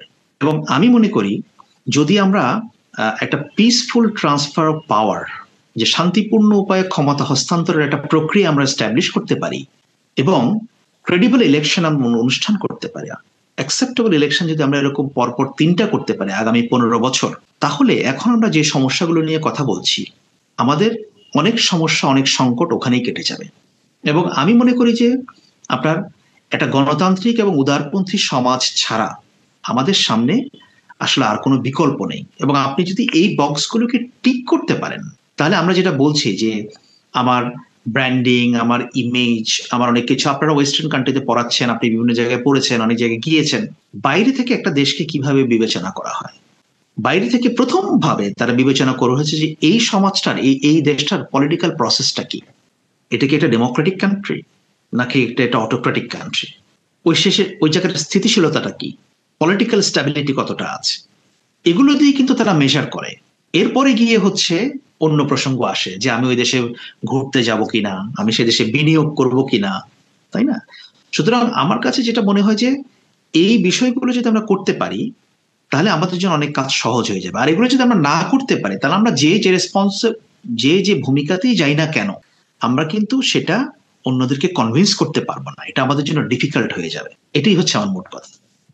অনেক ধন্যবাদ আকবর ভাই, আমি আপনার স্বপ্নের সাথে একমত। আমাদের উদার, গণতান্ত্রিক, স্থিতিশীল একটি দেশ দরকার, যেই দেশে ট্রান্সফার অফ পাওয়ারের একটা ক্লিয়ার গাইডলাইন থাকবে, যে দেশে নিয়ম করে ভোট হবে এবং মানুষ তার ভোটাধিকার প্রয়োগ করবে, এবং ইভেনচুয়ালি মেবি হয়তো আজ থেকে 20 বছর 25 বছর পরে এই প্রক্রিয়ায় অংশগ্রহণ করার মাধ্যমে আমরা একটা ম্যাচিউর সমাজ আকারে নিজেদের সমস্যাগুলো নিজেরা ডিল করার জন্য একটা ফ্রেমওয়ার্ক তৈরি করতে পারবো, যেখানে ধর্ম, বর্ণ, লিঙ্গ সব কিছুর বাইরে একজন মানুষ, একজন নাগরিক হিসেবে আইনের অধীনে একটা সুখী সমৃদ্ধ জীবনযাপন করতে পারবে, শিক্ষায় অধিকার পাবে, তারপরে চিকিৎসায় অধিকার পাবে, নিজে যা হতে চায় তার জীবনে সেইটা হওয়ার অবারিত সুযোগ পাবে। এই প্রত্যাশায় আকবর ভাই আপনাকে ধন্যবাদ আপনার নতুন দায়িত্বের জন্য, আরও একবার শুভকামনা। ডোন্ট ফরগেট টু ট্রাই লন্ডনের হচ্ছে যে ট্রফেল এবং হচ্ছে যে সেখানকার কফি আমার খুবই ফেভারেট, এবং make sure you carry a umbrella there, কারণ লন্ডনের ওয়েদার হচ্ছে যে এমন একটা ওয়েদার যে আপনি কখন বৃষ্টি হয় আর কখন হয় না, এটা অত্যন্ত মানে মুশকিল ছাতা না নিয়ে বেরোলে। হ্যাঁ, লন্ডনের ওয়েদারকে অনেক সময় যে মেয়েদের মনের সঙ্গে তুলনা করা হয়, অনেকে বলেন যে আমি হয়তো আমি জানি না, মানে আমি কথা চালু আছে। হ্যাঁ হ্যাঁ, মানে আমি ওই মানে জেন্ডারের উদাহরণের দিকে যাব না, তবে আমি আপনার মেটাফোরটা বুঝতে পেরেছি যে আসলেই লন্ডনের ওয়েদারের এইরকম একটা ব্যাপার থাকে। অ্যান্ড অলসো যদি আপনি সময় পান ডেফিনেটলি ভিজিট করবেন কিংস ক্রস স্টেশন, অসাধারণ একটা জায়গা, আমার খুব পছন্দের একটা জায়গা ছিল। কিংস ক্রসে বসে হচ্ছে যে একটা কফি নিয়ে বসে জাস্ট ট্রেন যাতায়াত করা দেখা। আগে যখন বিবিসি অফিসে গিয়েছিলাম বেশ কয়েকবার, তখন আমি ওখানে গিয়েছি, নাইস প্লেস। এন্ড শার্লক হোমসের বাড়ি। হ্যাঁ, এনিওয়ে আকবর ভাই আপনাকে অসংখ্য ধন্যবাদ। আপনাকেও ধন্যবাদ আমাকে এখানে আমন্ত্রণ জানানোর জন্য। এবং আসলে এই একাডেমিক ডিসকাশনগুলোর প্রয়োজন আছে, এবং ডিসকাশনের মাধ্যমেই আমরা এখান থেকে বেস্ট জিনিসটা পিক করতে পারবো আমার ধারণা। এবং যত বেশি আমরা দ্বিমত পোষণ করব, তত বেশি আমাদের আলোচনা সমৃদ্ধ হবে, আমাদের চিন্তার জায়গাটা পরিষ্কার হবে, এটা আমি বিশ্বাস করি। ধন্যবাদ আপনাকে। ধন্যবাদ আকবর ভাই। প্রিয় দর্শক শ্রোতা মণ্ডলী, আপনারা যারা আমাদেরকে দ্য গ্লোবালিস্ট পডকাস্ট শুনছিলেন, আমি পডকাস্টের শেষে সবসময়ই বলি, আমি বা আকবর ভাই আমরা যেটা বলেছি সেটা আমরা আমাদের সাবজেক্টিভ জায়গা থেকে বলেছি। আপনিও আপনার সাবজেক্টিভ জায়গা থেকেই শুনবেন, তবে অন্ধভাবে কাউকে বিশ্বাস করার দরকার নেই, প্রশ্ন করুন। হ্যাঁ, আমি যেটা বলেছি হুবহু বিশ্বাস করার দরকার নেই, আকবর ভাই যেটা বলেছে হুবহু বিশ্বাস করার দরকার নেই। আমরা আমাদের অভিজ্ঞতা থেকে বলেছি, আপনারও একটা অভিজ্ঞতা রয়েছে, আপনি সেই অভিজ্ঞতা থেকে আমাদের অভিজ্ঞতাটাকে যাচাই করুন, প্রশ্ন করুন। এবং এই প্রশ্ন করাটা যতক্ষণ চালু থাকবে সমাজে, ততক্ষণ সুস্থ মত, সুস্থ চিন্তা প্রসারিত থাকবে। এবং সেই প্রত্যাশায় গ্লোবালিস্ট পডকাস্টের আরেকটি পর্ব দেখবার আমন্ত্রণ জানিয়ে আজকে এখানেই শেষ করছি। ধন্যবাদ আকবর ভাই আবার, এবং ধন্যবাদ দর্শক শ্রোতাবৃন্দ, আপনাদের সবাইকে। ভালো থাকবেন সবাই।